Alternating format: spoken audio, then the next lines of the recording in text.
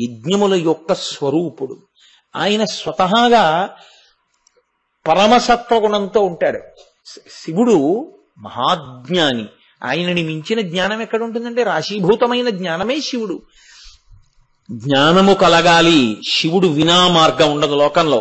సంగీతం రావాలి, శివుడు వినా మార్గం లేదు. నాట్యం రావాలి, శివుడు వినా మార్గం లేదు. అసలు మాహేశ్వర సూత్రములన్నీ ఆయనలోంచే వచ్చాయి. వ్యాకరణం నేర్చుకోవాలి, శివాలయం వినా స్థానం లేదు. వ్యాకరణ మంటపం అని శివాలయంలో కడతారు. వ్యాకరణం నేర్చుకోవాలి అంటే గురువుగారు మడిబట్ట కట్టుకుని వచ్చి కూర్చుని వ్యాకరణ మంటపంలో కూర్చుని శిష్యులకి చెప్తారు. వ్యాకరణ మంటపాలు శివాలయాల్లోనే ఉంటాయి. కాబట్టి ఏది నేర్చుకోవాలన్నా, ఏది భాషించాలన్నా, ఏది అనుగ్రహింపబడాలన్నా శివానుగ్రహం లేకుండా ఏదీ రాదు. వచ్చిందని అనుకున్నా అంత అశాశ్వతమైనది ఇంకోటి ఉండదు. ఇచ్చినవాడు ఒకడు ఉన్నాడన్న భావన మరిచిపోయి కృతజ్ఞతతో బతుకుతున్నారని ఈశ్వరుడు ఆగ్రహిస్తే ఉపద్రవ స్వరూపాన్ని పొందుతుంది. ఉపద్రవం అంటే ఏదో అయిపోదు. ఉపద్రవం అంటే ఒకటే, ఈ పంచభూతములు ప్రకోపం పొందేట్టుగా చేస్తాడు ఈశ్వరుడు. గాలి గాలి గాలిగా వీచిందనుకోండి, హాయిగా ఉంటుంది.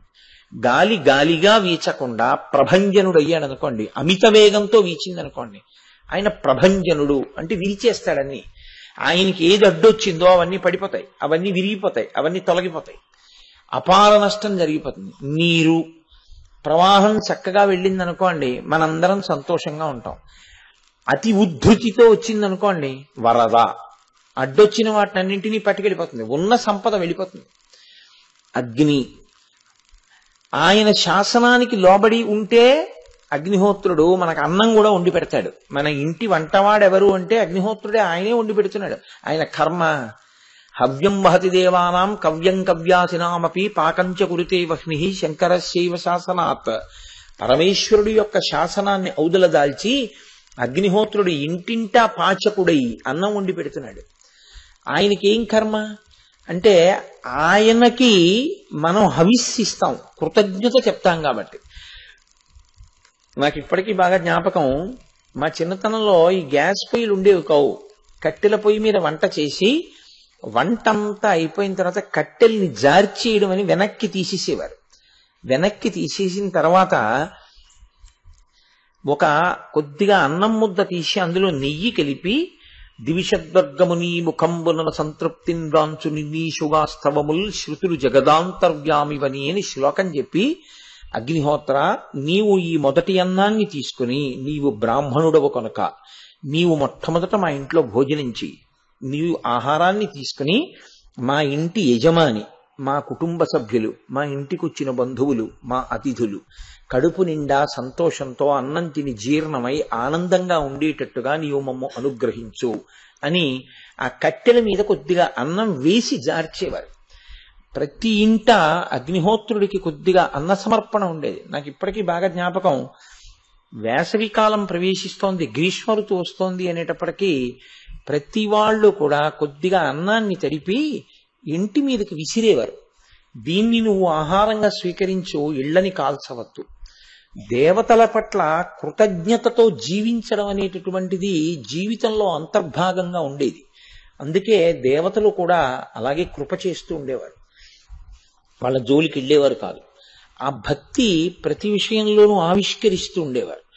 అది తొలగిపోయి అతిశయానికి కారకం అయిపోతే అగ్నిహోత్రుడు ప్రకోపించాడనుకోండి, లేనిపోని ఉపద్రవాలన్నీ వస్తాయి. అందుకని పంచభూతముల యొక్క ప్రకోపమే ఉపద్రవములు అనబడేటటువంటి వాటికి కారణమవుతూ ఉంటుంది. ఈశ్వరుని యందు కృతజ్ఞతాభావంతో ఎవరు జీవిస్తారో ఆయన సంతోషంతో హాయిగా ఉండేటట్టుగా పరమేశ్వరుడు అనుగ్రహిస్తూ ఉంటాడు. అందుకే ఒక్క మహాత్ముడు కాని ఊళ్ళో ఉంటే ఆ ఊరు రక్షింపబడుతూ ఉంటుంది. ఎందుకని అంటే ఒక్కటే కారణం, ఆయన ఉన్నాడు. ఊరికంతటికీ ఉపద్రవం వస్తే ఆయనకి రాకుండా ఉండదుగా, ఆయనకి వస్తుంది. ఆయనకి రాకుండా ఉండడం కోసం ఈశ్వరుడు ఆ ఊరికే ఉపద్రవం లేకుండా చూస్తాడు. మహాత్ములైన వారు ఒక్కరుంటే, దీనికి సంబంధించి ఉపనిషత్తుల్లో కొన్ని ఆశ్చర్యకరమైన కథలు కొన్ని ఉన్నాయి. బట్టి ఒక్క మహాత్ముడు అంటే భగవంతుడు ఏర్పాటు చేసినటువంటి వ్యవస్థని అర్థం చేసుకుని దాని యందు గౌరవముతో జీవించినవాడు తప్ప అక్కర్లేనటువంటి తన కొత్త మేధని తీసుకొచ్చి అందులో పెట్టి ఈశ్వరుని చేత ప్రోక్తమైన వ్యవస్థ తొలగిపోయేటట్టుగా అది వైక్లభ్యమును పొందేటట్టుగా బోధ చేసేటటువంటి ప్రయత్నము చెయ్యనివాడు. వేదో నిత్యమధీయతాం తదుదితం కర్మస్వనుష్ఠీయతాం దుస్తర్కాస్తు విరమ్యతాం అంటారు శంకర భగవత్పాదులు అవతార పరిసమాప్తి చేస్తూ. దుస్తర్కాస్తు విరమ్యతాం, వేదం ఎలా చెప్పిందో అలా బతుకు, ఈశ్వరుడి పట్ల గౌరవంతో జీవించు, ఈశ్వరుడు నిన్ను మన్నన చేస్తాడు, చక్కగా కాపాడతాడు అంటారు. నేను నిన్ను మీతో మనవి చేసింది ఇదే, దీనికే ధర్మము అంటారు. ఈశ్వరుడు ఏది చెప్పాడో దాన్ని పట్టుకుని బతకడానికే ధర్మం అని పేరు. అందుకే రామాయణానికి సంబంధించినటువంటి సారమంతా కూడా ఒక చోట గొప్పగా నిక్షిప్తమైంది. చూడండి, పిల్లలు ఇప్పుడంటే అది కూడా బాగా తగ్గిపోయింది. ఎక్కడ పడితే అక్కడే దొరికితే తినడం అనేటటువంటి సంప్రదాయం వచ్చేసింది కదా. పూర్వం ఎక్కడికైనా పిల్లలు బయలుదేరి వెడుతుంటే తల్లి నిలవ ఉండేటటువంటి పదార్థాన్ని మూట కట్టి ఇచ్చేది. ఓ బట్టలో మూట కట్టి ఇచ్చేవారు. నేను అమ్మ ప్రయాణం వెడుతున్నాను అంటే ఏదో 2 మినప రొట్లు అందులో ఇంత ఏ మాగాయో ఆవకాయో వేసి మూట కట్టి ఇచ్చేవారు. ఇవి నిలవ ఉన్న కొద్దీ ఊరుతాయి, మంచి రుచిని పొందుతాయి. అటువంటి పదార్థాన్ని కట్టిచ్చేవారు. వీళ్ళు ఎక్కడో దారి మధ్యలో ఆకలి వేసినప్పుడు వాళ్లతో తెచ్చుకున్నటువంటి పదార్థాన్ని తింటే వాళ్ళు దాని వలన శక్తిని పొంది మళ్ళీ వెళ్ళేవారు. అలాగే శ్రీరామాయణంలో రామచంద్రమూర్తి అరణ్యవాసానికి వెడుతున్నాడు. అరణ్యవాసానికి నేను వెళ్ళాలి అని సంకల్పం చేసిన తరువాత రామచంద్రమూర్తి వెళ్లి చెప్పి మొట్టమొదట నమస్కారం చేసి అనుమతిని అర్థించింది కౌసల్యామాతని. మాతృదేవో భవ, రాశీభూతమైన ధర్మం కదండి రాముడంటే. ఆవిడ దగ్గరికి వెళ్ళి నమస్కారం చేశాడు. తల్లి సహజమైన ప్రేమతో ఆవిడ చాలాసేపు వాదన చేసింది, నువ్వు వెళ్ళడానికి వీల్లేదు, నీతో నేను వచ్చేస్తానంది. తర్వాత రాముడు ధర్మం చెప్పాడు. అమ్మా, భర్తుక్కిల పరిత్యాగో నృశంస కేవలం స్త్రియా సభవత్యన కర్తవ్యం మనసాపి విగర్హితం. భర్తని విడిచిపెట్టి దూరంగా ఉంటాను ఏ కారణం చేతైనా సరే, దూరంగా నేను ఉంటాను అని అనుకున్న స్త్రీ ముఖం కూడా చూడకూడదు. అటువంటి స్త్రీ గర్హనీయ. కాబట్టి నువ్వు అలా అనకూడదు, తప్పు. ఎంత ప్రేమ కలిగిన కొడుకుని నేనైనా తండ్రి గారిని నువ్వు సేవించాలి, నేను తండ్రికి నమస్కరించాలి. అదే ఈశ్వర ప్రోక్తమైన ధర్మం. కాబట్టి నువ్వు దశరథుండి సేవించు అన్నాడు. ఆవిడ రాముడు తప్పకుండా ఇంకా అరణ్యవాసానికి వెళ్ళిపోతాడు, ధర్మానికి కట్టుబడి అని నిశ్చయం చేసుకుంది. ఆవిడంది, రాముడికి ఆశీర్వచనం చేస్తూ ఆవిడ ఒక సందేశం ఇచ్చింది. ఆ సందేశం పిల్లవాడికి అమ్మ సద్దెన్నపు మూట కట్టి ఇవ్వడం, రొట్టె కట్టి ఇవ్వడం ఎలా ఉంటుందో అటువంటి మాట ఒకటి చెప్పింది. యం పాలయసి ధర్మం త్వం ధృత్వ్యాచ నియమేనచ సవై రాఘవశార్ధూల. రామ, నీవు మొట్టమొదటి నుంచి ధర్మం ధర్మం ధర్మం ధర్మం ఆ ధర్మాన్నే పట్టుకున్నావు. అది కూడా ఎలా పట్టుకున్నావు? ధృత్వ్యాచ నియమేనచ. ఎంత పెద్ద ఇదే రామాయణాన్నంతటికీ కొనసాగించి. ధృత్వ్యాచ అంటే ధృతితో, పట్టుదలతో, ఇది తప్పకుండా నన్ను రక్షించి తీరుతుంది. ఎందుకో తెలుసా అండి? రాముడు పడ్డన్ని కష్టాలు పడిన మనుష్యుడు లోకంలో ఉండడు. ఒక చోట అరణ్యకాండలో ఆయనే చెప్పుకున్నాడు. రాజ్యాద్భ్రంశో వనే వాసః సీతా నష్టో హతో ద్విజః ఈదృశీయం మమావస్థ నిర్దహేతపి పావకః. తండ్రి గారు అరణ్యానికి వెళ్ళిపోమన్నాడు. రాజ్యమా పోయింది. వెంట వచ్చిన భార్య రాక్షసుడి చేత అపహరింపబడింది. నన్ను స్నేహంతో రక్షించడానికి వచ్చినటువంటి పక్షి జటాయువా సంహరింపబడ్డాడు. అంత బాధ ఉండేది కాదు. రాముడు సంగతేమో, కానీ రాముణ్ణి పూజించడానికి దేవాలయాలు రామాయణం మాత్రం ఉండవు కదండి. ఈ మాట ఎక్కడంది కౌసల్య? ధృత్వ్యాచ నియమేనచ. రామ, నియమంతో పట్టుకో, ధృతితో పట్టుకో. ఈ ధర్మం, ఏ ధర్మాన్ని పట్టుకుని ఇవాళ నువ్వు అరణ్యానికి వెళ్ళిపోతానంటున్నావో, ఆ వెళ్ళినప్పుడు వచ్చిన కష్టాలలో మాత్రం ఇదొక్కటి వదిలిపెట్టదు, ఇదే పట్టుకో. అదేం చేస్తుందో తెలుసా? సవై రాఘవశార్దూల, ఓ రాఘవశార్దూల, రఘువంశంలో జన్మించినటువంటి మహానుభావుడా, ఇదే నిన్ను రక్షించి తీరుతుంది. కౌసల్యాదేవి ఆ రోజున శ్లోకంలో ఏ మాట చెప్పిందో అదే రామచంద్రమూర్తికి సందేశం. ఎందుకో తెలుసా అండి, రాముడికి తిన్నగా సందేశం ఇచ్చినటువంటి వాళ్ళు ఇంకా ఎవ్వరూ లేరు. అడవికి వెళ్తున్నప్పుడు మిగిలిన వాళ్ళందరూ ఏడిచిన వాళ్ళు, గుండెలు బాదుకున్న వాళ్ళు, బాధపడ్డ వాళ్ళు వాళ్లే. కౌసల్య ఒక్కతే అటువంటి శ్లోకాన్ని రామాయణంలో చెప్పింది. మహర్షి దానికంత పెద్దపీట వేసి ఎందుకు ఇచ్చారో తెలుసా అండి? బిడ్డలకి ధర్మము అన్న మాట బాగా అబ్బేది ఎవరి వల్ల? తండ్రి వలన కాదు. ఎందుచేత అంటే తండ్రి మాట కన్నా మొట్టమొదట ఎవరి మాట బిడ్డలలో బాగా నాటుకుంటుంది అంటే తల్లి చెప్పిన మాట నాటుకుంటుంది. అందుకని ధర్మ ప్రచోదనం ఎవరు చెయ్యాలి? తల్లి చెయ్యాలి బిడ్డలకి. ధర్మం కోసం నిలబడు ఆ మాట చెప్పగలిగితే చాలు. తల్లి మాట ఎంత దూరమైనా పెడుతుందండి. భగత్ సింగ్ తల్లి మృత్యువు ఒడిలో ఉండి మృత్యుశయ్య మీద పడుంటే ఆయన తప్పించుకుని వచ్చి, అమ్మా ఈ స్థితిలో నిన్ను విడిచి వెళ్ళిపోనా అంటే ఆవిడంది, నేను నిన్ను కన్న తల్లిని, నన్ను రక్షించడం కోసం నువ్వు ఇన్ని కోట్ల మందిని కన్న తల్లి అయినటువంటి భరతమాతని దాస్య శృంఖములను ఛేదించి ఆవిడ్ని బయటికి తీసుకురావడానికి ప్రయత్నం చేయకుండా నా దగ్గర ఉండిపోతే కృతజ్ఞుడైన కొడుకు నాకు పుట్టాడన్న బాధతో వెళ్ళిపోతాను. అదే నువ్వు నన్ను విడిచిపెట్టి భరతమాత దాస్య శృంఖలాలను ఛేదించడానికి నువ్వు స్వాతంత్ర సంగ్రామంలో పాల్గొంటే నా కొడుకు గొప్ప కొడుకు అని సంతోషంతో వెళ్ళిపోతానంది. మహానుభావుడు తన జీవితాన్ని సమిధ కింద సమర్పించాడు స్వాతంత్ర సంగ్రామంలో. తల్లి చెప్పిన మాట ధర్మంలో పూనికనిస్తుంది. ఆ ధర్మమే సర్వకాలముల యందు రక్ష చేస్తుంది. అందుకే యజ్ఞమయ, ఆయనే యజ్ఞముల యొక్క స్వరూపుడు.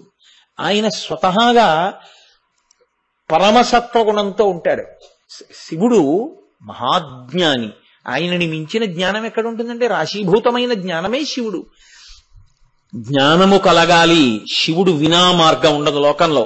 సంగీతం రావాలి, శివుడు వినా మార్గం లేదు. నాట్యం రావాలి, శివుడు వినా మార్గం లేదు. అసలు మాహేశ్వర సూత్రములన్నీ ఆయనలోంచే వచ్చాయి. వ్యాకరణం నేర్చుకోవాలి, శివాలయం వినా స్థానం లేదు. వ్యాకరణ మంటపం అని శివాలయంలో కడతారు. వ్యాకరణం నేర్చుకోవాలి అంటే గురువుగారు మడిబట్ట కట్టుకుని వచ్చి కూర్చుని వ్యాకరణ మంటపంలో కూర్చుని శిష్యుడికి చెప్తారు. వ్యాకరణ మంటపాలు శివాలయాల్లోనే ఉంటాయి. కాబట్టి ఏది నేర్చుకోవాలన్నా, ఏది భాషించాలన్నా, ఏది అనుగ్రహింపబడాలన్నా శివానుగ్రహం లేకుండా ఏదీ రాదు. వచ్చిందని అనుకున్నా అంత అశాశ్వతమైనది ఇంకోటి ఉండదు. కాబట్టి శివానుగ్రహమే శాశ్వత సుఖమునకు ప్రాతిపదిక. కాబట్టి ఆయన ఎప్పుడూ సత్వగుణంతో ఉండేటటువంటి వాడు. ఆయన ఎప్పుడూ కూడా సాత్వికమైనటువంటి స్వరూపంతోటే ఉంటాడు. అవ్యగ్రహ, ఆయన కోపంతో ఉండేవాడు కాదు. మనసు చిన్నబుచ్చుకొని వెంటనే పగ తీర్చుకునేటటువంటి లక్షణం ఉండేటంతగా మనసు ప్రకోపం చెందేవాడు కాడు. శిక్ష ఎంతవరకు అవసరమో అంతవరకు శిక్ష వేసిన తరువాత మళ్ళీ వెంటనే కోపాన్ని తీసి అవతలకి విసిరి పారేసి తాను ఎంత ప్రశాంతంగా కూర్చోవాలో అంత ప్రశాంతంగా కూర్చోగలిగినటువంటి మహాపురుషుడు.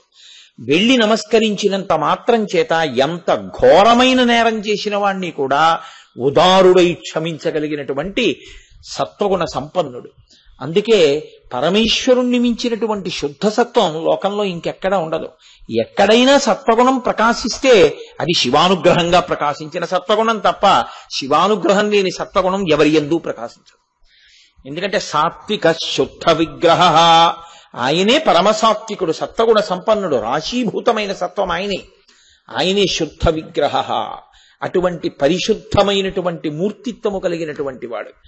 అటువంటి వాడు దక్షాధరహరో, ఆయనే దక్షయజ్ఞమును నాశనం చేశాడు. ఇది పరస్పర విరుద్ధం కాదా? ఎవరు యజ్ఞమయ, ఎవరు హవిహి, ఆయనే దక్షాధరహర. ఆయనే దక్షయజ్ఞమును పాడు చేసినవాడు. యజ్ఞాన్ని పాడు చేయడం, పసిపిల్లల్ని చంపడం, ఆ తర్వాత గర్భవిచ్ఛేదం చెయ్యడం, పరదారని అపహరించడం, ఇవన్నీ మహాపాతకాలు. మరి యజ్ఞాన్ని పాడు చేయడం అనేటటువంటిది పరమశివుడు చెయ్యవలసిన పనే. అందున ఎక్కడో కాదు, మనకి కూతవేటు దూరం దక్షవాటిక. మనం ద్రాక్షారామం అనేటటువంటి ప్రాంతం ద్రాక్షారామం కాదు, నారింజరామం కాదు, అది దక్షారామం. దక్షవాటిక అక్కడ యజ్ఞం చేశాడు. అక్కడే యజ్ఞం లేడి రూపంలో పరిగెత్తి పారిపోయింది వీరభద్రుడి యొక్క ప్రకోపానికి. ఆ ప్రాంగణం అది.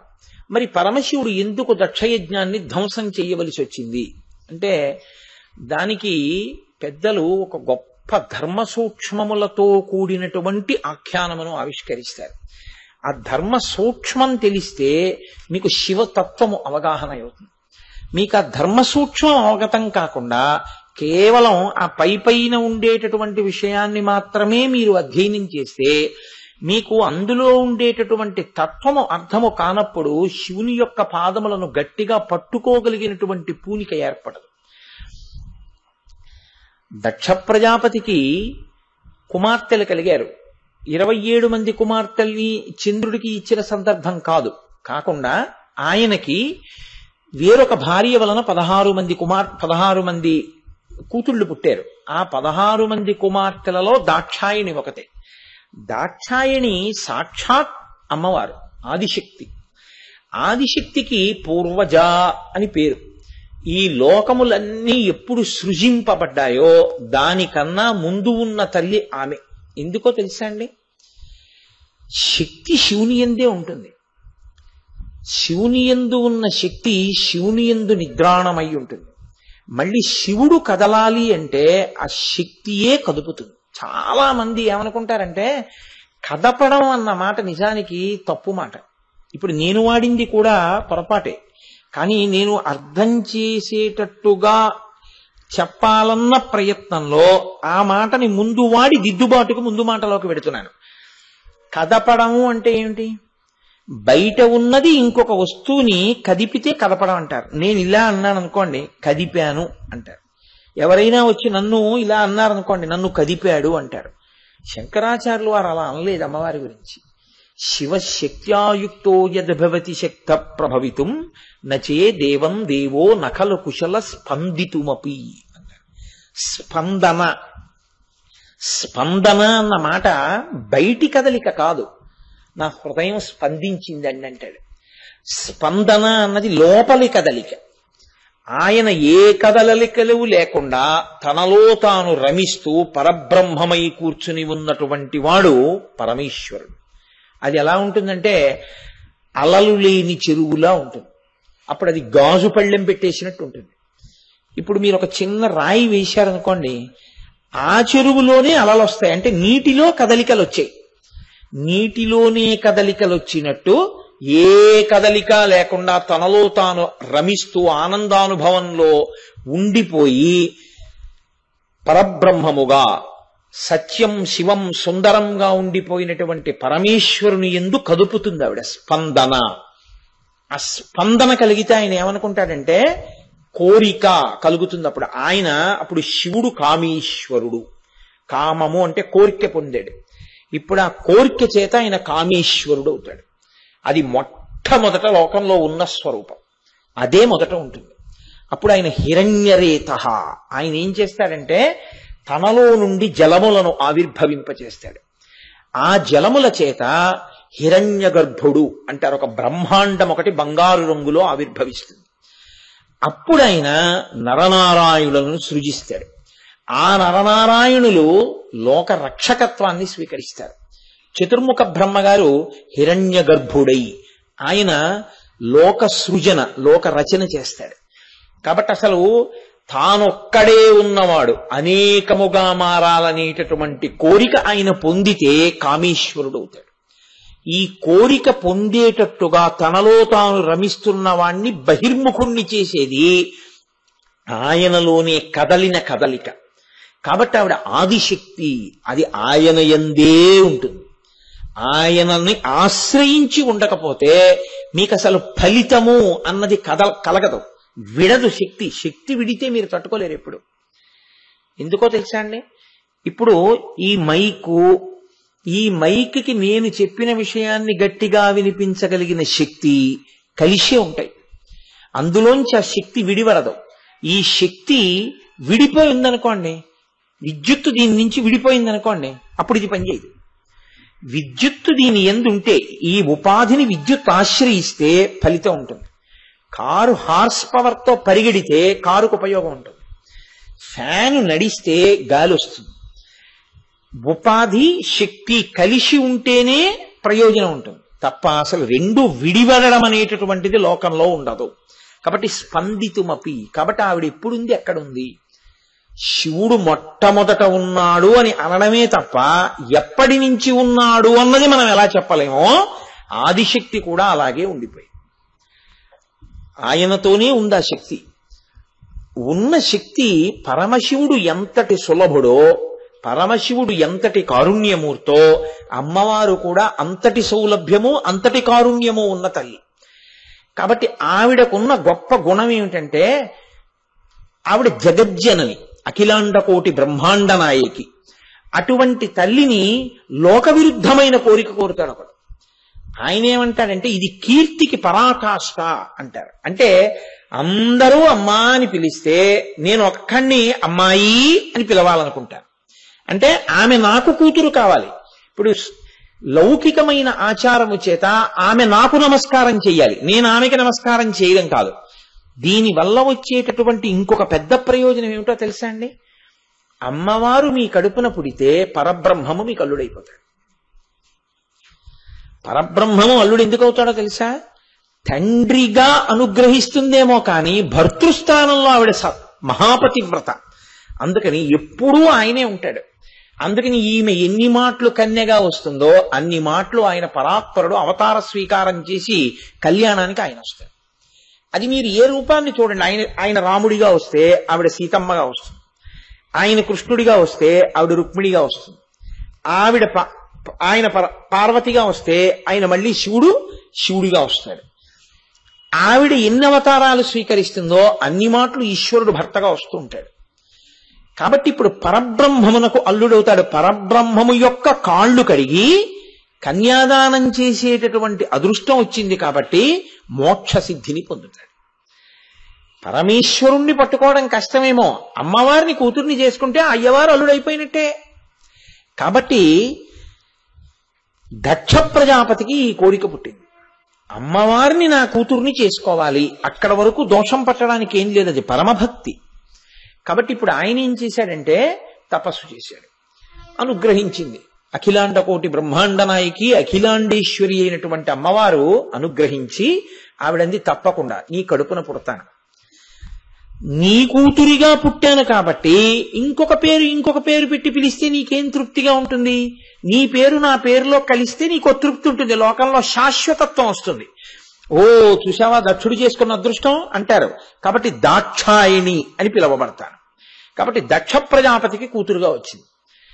ఆవిడ ఎవరికి కూతురుగా వచ్చినా ఆవిడ ఎవరికి చెందుతుంది? ఎవరికి చెందిన వస్తువు ఆవిడ? పరమేశ్వరుడికే. కాబట్టి ఆవిడ పరమశివునకు కన్యాదానం చేయబడి ఇప్పుడు పరమేశ్వరుడు ఆయనకు అల్లుడయ్యాడు. ఇక్కడ వరకు కథ బానే ఉంటుంది. ఉపద్రవం అంతా ఎక్కడొచ్చిందో తెలుసా అండి? అది అనుగ్రహము అన్న విషయాన్ని మరిచిపోయి దాని స్థానంలోకి ఏం తెచ్చాడంటే దేహ సంబంధాన్ని తెచ్చుకున్నాడు. ఇప్పుడు నాకు అల్లుడు కదండి, అల్లుడు నేను మామగారిని కదా, ఆయన నాకు నమస్కారం పెట్టాలి కదా. అల్లుడుగా ఆయన అవడం నన్ను తరింపజేయడానికే గాని అల్లుడిగా ఉన్నంత మాత్రం ఆయన నాకు అల్లుడు అవడానికి ఆయన పుట్టినవాడు కాడు. పుట్టింది కూతురు, ఆవిడ కూడా అనుగ్రహించడానికి పుట్టింది. ఆయన సొత్తు కాబట్టి ఆయనకి ఇల్లాలయ్యింది. ఆయన నాకు అల్లుడు లౌకికంలో నన్ను తరింప చేయడానికి, అంతేకాని ఆయన నాకు అల్లుడని నా కాళ్ళు పట్టాలని నాకు నమస్కారం చెయ్యాలని అలా కోరుకోకూడదు కదా అన్న ఇంగిత జ్ఞానం పోతుంది. ఎందుకు పోతుందో తెలుసా అండి?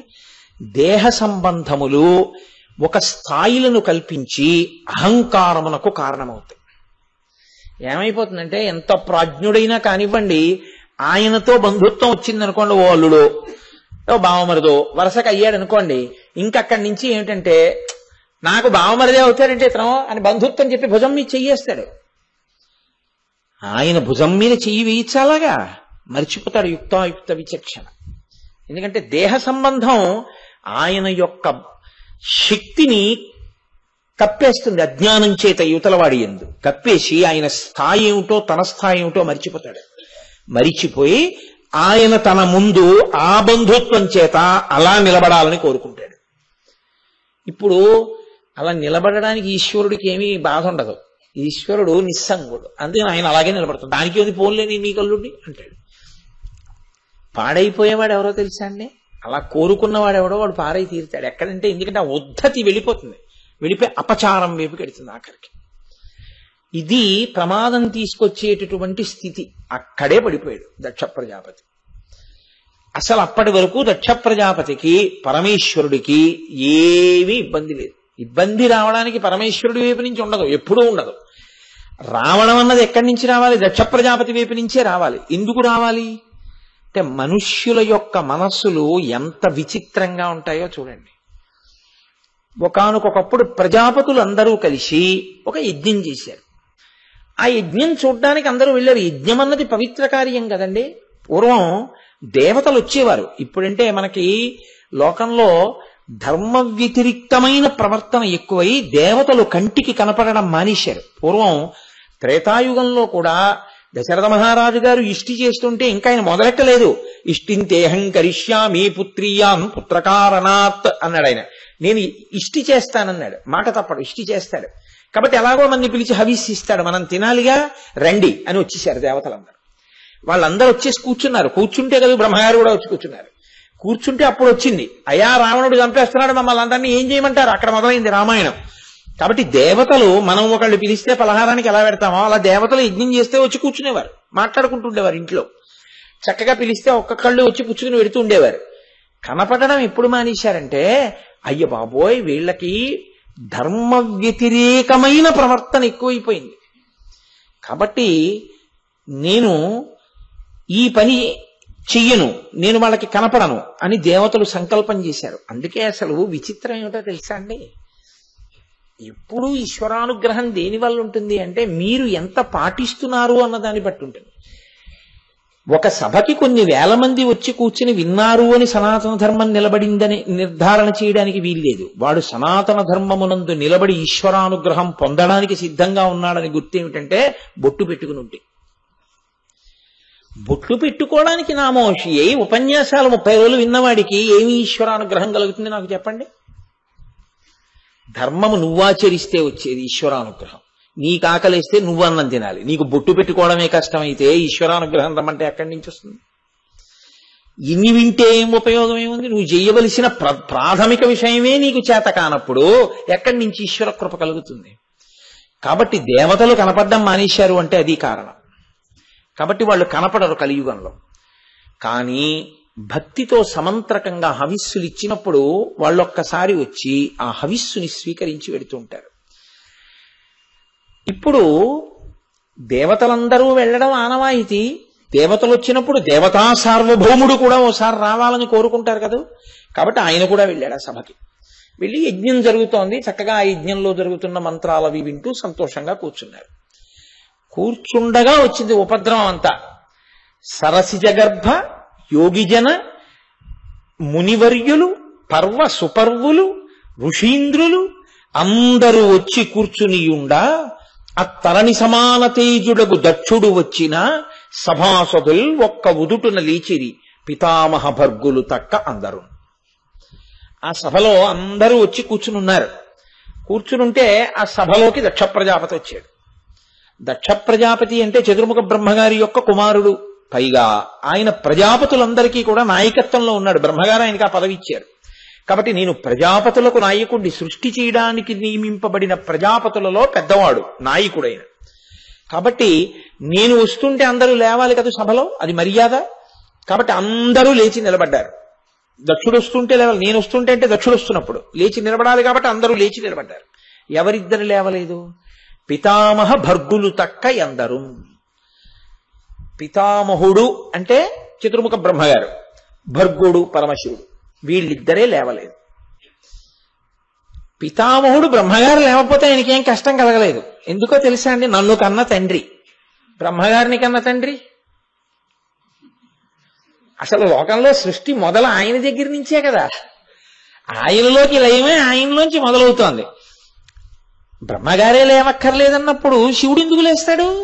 శివుడు లేవక్కర్లేదు. తనకన్నా పెద్దవాళ్ళు, తనకన్నా మేధావులు, తనకన్నా అధికులు లేవక్కర్లేదుగా సభలో. కాబట్టి పరమశివుడు కూడా లేవలేదు. కానీ ఆయన పార్వతీదేవితో చెప్పాడు ఒక రహస్యాన్ని, నేను అది విష్ణువుకి శివుడికి ఉండే సంబంధం అంత గొప్పగా ఉంటుంది. ఆయనకి నమస్కరించుకుంటాడా? నమస్కరించడు. ఆయన ఏం చేయాలి? సర్వభూతముల యందు వసించి ఉండే దేవుడిగా వాసుదేవుడు అన్నవాడున్నాడే, ఆయనకి నేను నమస్కారం చేశాను పార్వతి, ఉపాధికి చెయ్యకూడదు, నేను లేచి చేయడం కుదరదు, అందుకని లేవలేదు. మీ నాన్నకి ఇది అర్థం కాలేదు. ఎందుకు అవ్వలేదో తెలుసా? నువ్వు పుట్టి కన్యాదానం చేసే వరకు ఉందా బుద్ధి. నా అల్లుడు అన్న భావన రాగానే, దేహ సంబంధం మనసులో నాటుకోగానే, ఈయన నేనొస్తే లేవలసిన వాడు అన్న భావన నాటుకుంది ఇప్పుడు, నా అల్లుడు అని. కాబట్టి ఆయనకి కోపం వచ్చి ఇక మాట్లాడడం, ఇంకా ఒకసారి కోపం అంటూ వచ్చేయాలే కానీ నోటికి హద్దు ఏమిటి? అయితే విచిత్రం ఏమిటో తెలుసా అండి, పరమేశ్వరుడి విషయంలో మీరు ఎంత నింద చేద్దామన్నది స్తోత్రమే అవుతుంది. ఆయన్ని నిందించడానికి ఏమి ఉండవు. ఎందుకనంటే మీరు నింద చేద్దామని ప్రయత్నించినవి కూడా స్తోత్రములయ్యేది ఒక్క ఈశ్వరుడి పట్లనే. వెంటనే దక్ష ప్రజాపతి అన్నాడు వచ్చాడు, కూర్చున్నాడు, మిగిలిన వాళ్ళని కూర్చోమన్నాడు. పరమశివుడి వంక చూశాడు, దేవతల్ని పిలిచి అన్నాడు, నేను చెప్పేది పరాకుగా వినండి, శ్రద్ధగా వినండి, ఎవ్వరూ మాట్లాడకండి, ఈ మాటలు విని నేను చెప్పేటప్పుడు. అనయము లుప్త క్రియాకలాపుండు, దిగంబరుండు, భూత ప్రేత పరివృతుండు, భూతిలిప్తుండు, అస్థిభూషణుండు, ఉగ్ర పరేత భూచెరుండు. పరమశివుడి మీద ఆయన వేసినటువంటి విశేషణాలు అలా వెళ్ళే. అనయము లుప్త క్రియాకలాపుండు, ఏ పని చేయడు, అలా కూర్చుంటాడు. అలా ఎందుకు కూర్చుంటాడో ఆయనకి తెలీదా? తెలుసు. ఆయన జ్ఞానులకు జ్ఞాని కాబట్టి ఆయన ఎప్పుడు తనలో తాను రమిస్తూ ఉంటాడు. ఆయన భక్తితో ఉండడానికి ఎవరున్నారు ఆయన మీద? కాబట్టి భక్తి వస్త్రం కట్టుకోడు దిగంబరుడు అని చెప్పాను మీకు నేను. ఆయన మీద ఇంకెవ్వరు లేరు ఆయన భక్తితో ఉండడానికి. కాబట్టి ఆయన ఎవరి కోసం ఏం చేయాలి? కాబట్టి అనయము లుప్త క్రియాకలాపుండు అని దిగంబరుండు, భూత ప్రేత పరివృతుండు. ఆయన అనుశాసనిక పర్వంలో పార్వతీదేవితో చెప్పాడు, 2 కారణాల చేత నాకు శ్మశానం ఇష్టం. ఒకటి, బ్రహ్మగారు అడిగాడు నన్ను, మీరక్కడ కూర్చుంటే భూత ప్రేతాలన్నీ అక్కడే కూర్చుంటాయి బయటికి వెళ్ళిపోకుండా, మీరు కానీ అక్కడ కూర్చోపోతే వాటిని అదుపు చేసేవాడు ఎవరు లేడు, అవి ఎవరికి భయపడవు, అవి వెళ్ళి లోకం మీద పడిపోతాయి. కాబట్టి మీరు అక్కడ కూర్చుని వాళ్ళని కూడా అక్కడ కూర్చోబెట్టండి మహాదేవా అని అడిగాడు. అక్కడే కూర్చుంటానన్నాడు. 2, అది గేటు దాటి బయటికి వస్తే మిగిలిన వాళ్ళందరూ ఏదో ఒకటి చూపించుకుని అహంకారం పడిపోయేవాళ్ళి. ఏదీ లేకపోతే నేను పొడుగ్గా ఉన్నానో, నేను తెల్లగా ఉన్నానో, నేను ఫలానా కులం వాడినను, ఫలానా జాతి వాడినను, నేను చదువుకున్నానో, చదువుకోలేదని గర్వమో, లేకపోతే ఉందని గర్వమో, లేదని గర్వమో, ఏదో గర్వం. గర్వమునకు కారణమైనటువంటి శరీరము, గర్వమునకు కారణమైన ఐశ్వర్యము, ఇది ఉంటే కదూ దీనికి బంధువులు, ఇది ఉంటే కదూ ఇది నా జెండానికి, ఇది కాలిపోయిన తర్వాత అక్కడ సమానత్వమే తప్ప ఎవ్వరి యందు ఏ భేదం లేకుండా నిలబడి ఉంటారు జీవులందరూ. అప్పుడు వాళ్ళు దెబ్బలాడుకోవడానికి ఇంకా వాళ్ళ మధ్య కారణాలు లేవు. ఇన్నాళ్ళు దెబ్బలాడుకున్న వాళ్ళు దెబ్బలాడుకోవడానికి కారణం లేక భుజాల మీద చేతులు వేసుకుని నిలబడితే ఎంత చిత్రంగా ఉంటుందో అక్కడ చూడడానికి పార్వతి. అది చూస్తూ ఉంటాను, ఈ బుద్ధి అక్కడ ఉంటే మీరు ఎంత బాగుపడుదురా అనుకుంటూ ఉంటారు. అందుకు అక్కడ ఉంటాడు ఆయన. చెప్పాడు పార్వతీదేవితోటి, ఉగ్ర పరేత భూచరుండు, దిగంబరుండు, స్రస్తకేశుండు, ఎప్పుడు ఆ జుత్తు చిమ్ముకుని ఉంటాడు ఆయన. ఆయన వ్యోమకేశుడు, ఆయన శిరస్సు ఆకాశం అంతా వ్యాప్తి చెంది ఉంటుంది. అది స్తోత్రం. ఎందుకనంటే మీరు తిరదామన్న స్తోత్రమే అవుతుంది ఈశ్వరుడి విషయంలో అనడానికి నేను చెప్తున్నాను. మాస శివరాత్రి పూట ఆ పద్యం అంతా ఎందుకని పరిహరించాను. ఇటువంటి వాడికి నేను కూతురుని ఎలా ఇచ్చాను? బుద్ధిహీనుడు. నేను వస్తుంటే ఎలా కూర్చున్నాడో చూడండి. మామగారు వస్తున్నాడు, సభలో లేవాలని తెలియదు ఇతనికి. అంటే ఆయన పరమాత్మ తత్వాన్ని విడిచిపెట్టాడు. ఆయనకి తన దేహంతో ఉన్న బంధుత్వాన్ని పట్టుకున్నాడు. అప్పుడు ఆయన ఏం ఆలోచించాలి? నేను మామగారినైతే, ఆయనకి కూతుర్ని కన్నవాడినైతే, నేను ఆయన కన్నా పెద్దవాడనై ఉండాలి కదా. అల్లుడి కన్నా పెద్దవాడు అవ్వాలి కదా మామగారు. అల్లుడి కన్నా పెద్దవాడు అవ్వాలి అంటే జ్ఞానము చేతనా, ఐశ్వర్యము చేతనా, ధనము చేతనా, లేకపోతే వయసు చేతనా? అన్నిటికన్నా ముందు వయసు చేత పెద్దవాడు అయి ఉండాలిగా. దక్షుడు శివుడి తర్వాత పుట్టినవాడు అయి ఉండాలి. దక్షుడు శివుడి కన్నా ముందు పుట్టాలి, శివుడు దక్షుడి కన్నా తర్వాత పుట్టాలి. ఆ పాటి జ్ఞానం లేదు దక్షుడికి. నేను ముందు పుట్టానా, శివుడు ముందు పుట్టాడా? అసలు శివుడు ముందు పుట్టాడా అన్న మాట లేదుగా. అభవహ, ఆయన అసలు పుట్టినవాడు కాడు. గిట్టేవాడు కాడు. కాబట్టి ఆయన నాకు అల్లుడేమిటి, నేను మామగారేమిటి, ఇవన్నీ ఎందుకు మరుపుకొచ్చాయో తెలుసా అండి? దేహబంధుత్వం. అల్లుడన్న మాటలోంచి ఇంత అజ్ఞానం పుట్టుకొచ్చింది. ఏ అనుబంధం వల్ల ధరించాలనుకున్నాడో ఆ అనుబంధం అహంకరించడానికి పనికొచ్చింది. ఇప్పుడు అహంకరించడానికి పనికొచ్చి పరమేశ్వరుణ్ణి నింద చేశాడు. ఆయన పట్టించుకుంటాడా? ఆయన నిశ్శబ్దంగా అలా నవ్వుతూ కూర్చున్నాడు. ఆయన కనీసం ఇంటికి వెళ్ళి చెప్పలేదండి పార్వతీదేవితో. సరే, అభిమాన సంఘాల వాళ్ళని ఉంటారు, వాళ్ళకి అసలు కన్నా వడ్డీ ఎక్కువ అని వాళ్ళ అల్లరి చాలా ఎక్కువగా ఉండదు. అంత అల్లరి చేశారు నందీశ్వరుడును భృగువు. అక్కడ అయిపోయింది. పరమశివుడు ఇంటికి వెళ్ళిపోయాడు. ఆయన కార్యాల్లో ఆయన నిమగ్నం అయి ఉన్నాడు. ఆయన ఎప్పుడైనా ఏదైనా అదోలా ఉండి అత్తవారింటి వైపు ఏదైనా మాట వస్తే వాళ్ళ ఊసెత్తకో అంటే కదా పార్వతీదేవికి అనుమానం రావాలి. అలా అనడానికి ఆయన మనసులో వ్యగ్రతని పొందేవాడు కాడు. ఆయన నిశ్చల చిత్తుడు, అవ్యగ్రహ. ఆయన ఎప్పుడు ప్రశాంత చిత్తుడై ఉంటాడు, సాత్విక శుద్ధ విగ్రహ. కాబట్టి ఆయన హాయిగా ఉన్నాడు. అక్కడతో కథ అయిపోతే బాగుండేది. శివుడు ఎలా ఉన్నాడో అలా దక్ష ప్రజాపతి కనీసం తర్వాత కోపాన్ని విడిచిపెట్టగలిగి ఉంటే ఏమో మళ్ళీ తరించేవాడేమో. అలా వదిలిపెట్టలేదు. కోపానికి ఉన్న గుణం ఏమిటో తెలుసా అండి? నేను మీ మీద కోపడుతున్నాను అనుకోండి, మీరేమీ పట్టించుకోవట్లేదు అనుకోండి, నా కోపం మరింత ఎక్కువైపోతుంది. ఏంటి ఇంత తిడుతున్నా పట్టించుకోవడం ఏంటి అని కోపం ఎక్కువ అవుతుంది. మీరు చాలా బాధపడి అన్నారనుకోండి, నా కోపం చల్లారిపోతుంది కదా. అలా పట్టించుకోకపోయినా కోపం వదిలేశాడు అనుకోండి, పట్టించుకోని వాడి మీద కోపం ప్రయోగించే ఉపయోగం ఏందిరా, అనవసరం తప్ప అని వదిలేశాడు అనుకోండి, వదిలేసిన వాడు ప్రాజ్ఞుడు కదా. ఆయన చాలా గొప్పవాడు అనమాట అప్పుడు అలా వదిలిపెట్టినవాడు.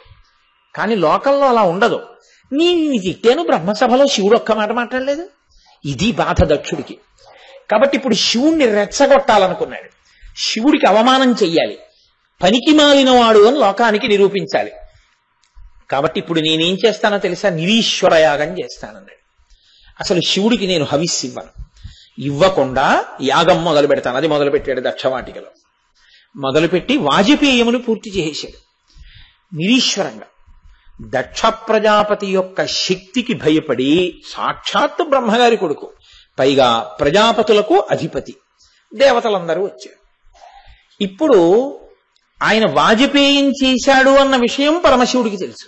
ఆయన ఏమీ మాట్లాడలేదు. చిత్రం ఏమిటో తెలుసా అండి? విష్ణువు రాలేదు ఆ యాగానికి. ఎందుకు రాలేదు? ఎప్పుడూ శివకేశవులు ఒకటే. ఆయనకి తెలుసు ఆ యాగం ఏమవుతుందో.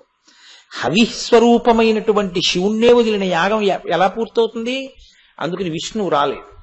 ఆయన ఊరుకున్నారు.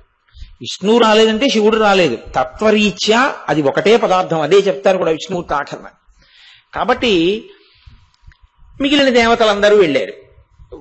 ఇది ఎలా ఉంటుందంటే, ఏమైనా అనుకుంటారు బాగుండదు కదండి అని పిలవడం, లేకపోతే భయపడుతూ ఉండడం, వెడుతూ ఉండడం, ఇది ఎలా ఉంటుందో మనకి దక్షయజ్ఞం చూపిస్తుంది. అలాగే వెళ్ళారు వాళ్ళందరూ. ఎందుకనంటే శివుడు ఎలాగో పట్టించుకోలేదుగా. ఒకవేళ పట్టించుకున్నాడు మనకేం గొడవ?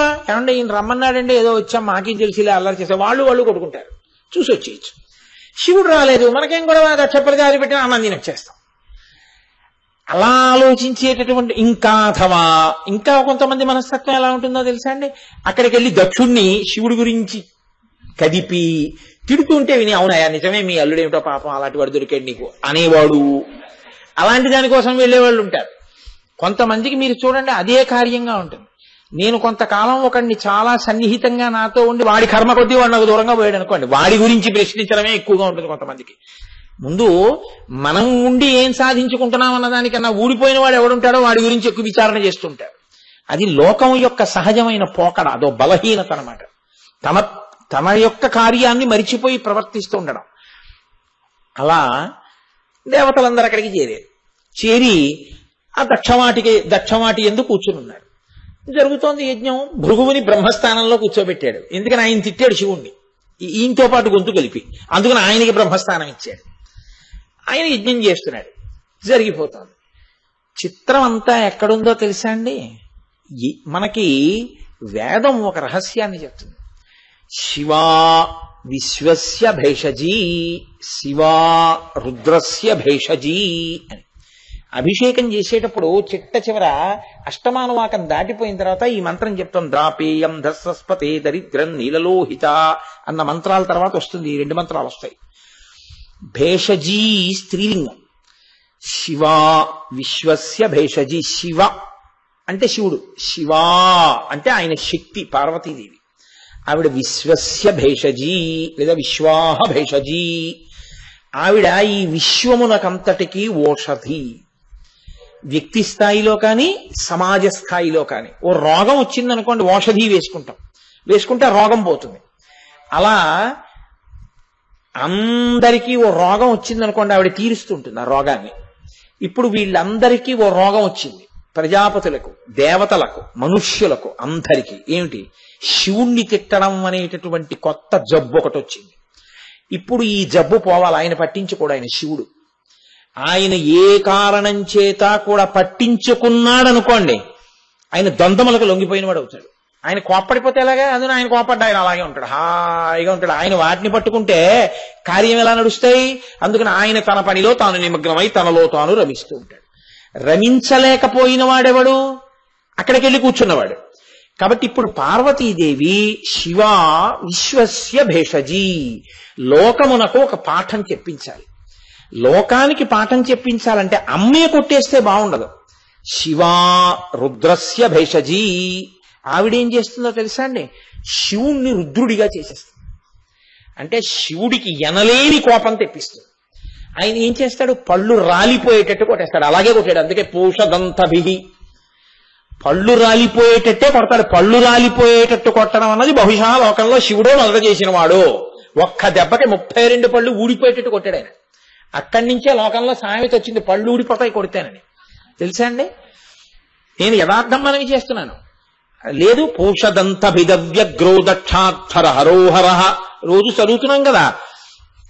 ఆయన ప్రశాంతంగా ఉన్నాడు, హాయిగా.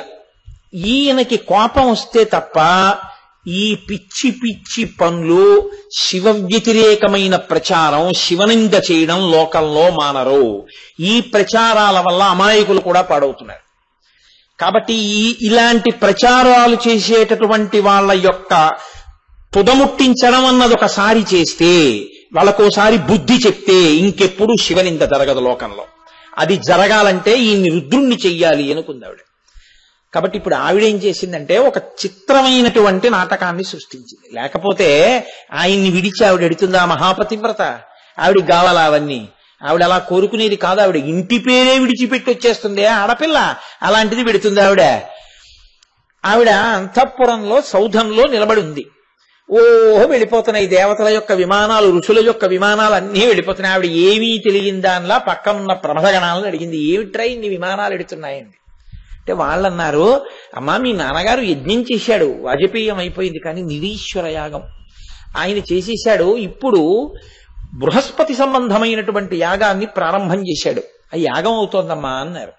ఆవిడ వెంటనే పరమేశ్వరుడి దగ్గరికి వెళ్ళింది. ఎంత చమత్కారంగా అడిగిందో తెలుసా అండి? ఆవిడేమీ కోప్పడలేదు. వెళ్ళండి, శంకరా మీరు సర్వజ్ఞులు, మీరు ఈ లోకములన్నింటినీ సృజించిన వారు, మీరు త్రిగుణాతీతులు, కాబట్టి మీకు అందరూ బిడ్డలే.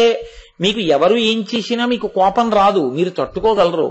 నేను ఆడపిల్లని కదూ, ఒక తండ్రికి కూతుర్ని కదూ. ఆవిడ ఇంకొకలా మాట్లాడుతోంది. శివా విశ్వస్య భేషజీ. ప్రయోజనం సాధించే మార్గంలో మాట్లాడింది. కాబట్టి తండ్రి యజ్ఞం చేస్తుంటే వెళ్లకుండా ఎలా ఉంటుంది ఆడపిల్ల? ఆ యజ్ఞము కనుగొనగా దేవతలను విభుదులు అరిగదరదిగో నాకును వేడుక పుట్టెడున భవ. ఆ యజ్ఞం చూడడం కోసమని అదిగో దేవతలు, విభుదులు, బ్రాహ్మణులు, ఋషులు అందరూ వెళ్ళిపోతున్నారు. నాకు కూడా వెళ్ళి ఒక్కసారి ఆ యజ్ఞం చూడాలనుంది. కాబట్టి శివ నేను కూడా వెడతాను. మీరు మన్ని పిలవలేదుగా, వాళ్ళందరికీ ఆహ్వాన పత్రాలు పంపించాడు మీ తండ్రి, అందుకని వెడుతున్నారు. మనకు ఆహ్వాన పత్రం రాలేదే. పోనీ పోస్టల్ మిస్ అందాం అనుకుంటే వాళ్ళందరికీ దూతలతో కబుర్లు చేశాడు. మనకి దూత రావాలిగా, మనం ఎక్కడికి వెళ్ళలేదుగా తాళాలు వేసుకుని. మరి మన ఎవరు పిలవలేదు అంటే మనం రావడం ఇష్టం లేదనే కదా. అందుకని మనం నువ్వెందుకు పార్వతి వెళతానంటావు అంటారేమో. ఎప్పుడూ కూడా లోకంలో ధర్మం అన్నది ఒకటి ఉంది కదా, ఆయన వృషభవాహనుడు కదండి, ఆయన ధర్మాన్ని అధిరోహించి ఉంటాడు. ధర్మం అంటే ఆయనకి ప్రీతి. కాబట్టి ఆవిడంది, అనయము పిలువక యుండన్ జనక గురు సుహృత్ జననాయక గేహములకు చనుచుందురు పిలువకున్న సజ్జనులధిప. పిలవకపోయినా 4 ఇళ్లకు వెళ్ళొచ్చు. జనక, తండ్రి గారు పిలిస్తేనే వెళ్ళాలని ఏం లేదు, పిలవకపోయినా వెళ్ళొచ్చు. పేరంటానికి తండ్రి గారు ఏదైనా యజ్ఞయాగాది క్రతువులు చేస్తుంటే వెళ్ళొచ్చు. జనక, గురువు గారి ఇంట్లో ఏదైనా పెద్ద శుభకార్యం జరిగితే గురువు గారు పిలవక్కర్లేదు, శిష్యులు బిడ్డలు లాంటి వాళ్ళు వెళ్ళొచ్చు. జనక, గురు, సుహృత్ అంటే మంచి స్నేహితుడు. మంచి స్నేహితుడు చూడకుండా ఉండలేడు. కాబట్టి సుహృత్ ఆయన ఇంటికి వెళ్ళొచ్చు, సుహృత్ ఇంటికి ఈయన వెడుతుంటాడు. కాబట్టి సుహృత్. జననాయక అంటే రాజ్యాన్ని పరిపాలించేటటువంటి ప్రభువు ఏదైనా కార్యం చేస్తుంటే ప్రజలు వెళ్ళొచ్చు. కాబట్టి ఈ 4 ఇళ్లకి వెళ్ళొచ్చు, ధర్మం ఉంది. కాబట్టి నన్ను పిలవలేదు అని మీరు అనకూడదు, నేను వెళ్ళొచ్చు. నిజంగా ఆవిడంత వెంపర్లాడి వెళ్తుందండి? కాదు. ఆవిడ వాళ్ళకి ఒక నీతి చెప్పడానికి, ఒక మార్గాన్ని చూపించడానికి, ఇలాంటి పనులు చేయకూడదని చెప్పడానికి ఆవిడ ఎడుతోంది. శివుణ్ణి రుద్రుణ్ణి చేయడానికి ఎడుతోంది ఆవిడ. కాబట్టి జననాయక గేహములకు చనుచుందురు పిలువకున్న సజ్జనులధిప. పైగా ఆ యజ్ఞాన్ని చూడ్డం కోసమని నా అనుజులు ప్రేమతోడ భర్తలతోడన్ ఒత్తురు. నేను పోయినా వారి నచట చూచుట కుదురు. మీరు నన్ను అనుమతిస్తే నా అనుజలు అంటే నా చెల్లెళ్ళు అందరూ కూడా అక్కడికి వస్తారు, నా అక్కయ్యలు వస్తారు. నేనప్పుడు వాళ్ళ ప్రియ భర్తలతో కలిసి వస్తారు. నేను వెడితే చెల్లెళ్ళని బావగాళ్ళని అందరినీ ఓసారి బంధువుల్ని చూసొచ్చేయడం కుదురుతుంది. మళ్ళీ వాళ్ళందరిళ్ళకి వెడదామంటే ఓ ఇబ్బంది ఒకటి ఉంటుంది. మీరు ఎప్పుడు ఏదో హడావిడిలో ఉంటుంటారు. కాబట్టి మీకు అన్నం వండి పెడుతూ ఉండాలి. మీకేం బాధ లేదు నేను లేకపోయినా, మీరు పక్కింటికి వెళ్ళిపోయి భవతి భిక్షాం దేహి అంటారు. కానీ అన్నన్నా అదేంటి అన్నపూర్ణమ్మ ఇంట్లో ఇలా అన్నార్తులా అంటారు కదూ. అందుకు నేను ఎక్కడికి వెళ్ళను మిమ్మల్ని విడిచిపెట్టి. పుట్టిల్లు మరిచిపోయిన తల్లి నా తల్లి, కాబట్టి నేను వెళ్ళను. ఇప్పుడు అనుకోండి ఓసారి అందరినీ చూసొచ్చేయచ్చు. మళ్ళీ చెల్లెళ్ళందరిళ్ళకి ఒక్కొక్కళ్ళింటికి వెళ్ళడం ఎలా కుదురుతుంది? బేలగా ఒక ఆడపిల్ల ఎలా మాట్లాడుతుందో అలా మాట్లాడింది శివుడి దగ్గర. కాబట్టి మీరు అనుమతించండి, నేను వెడతాను.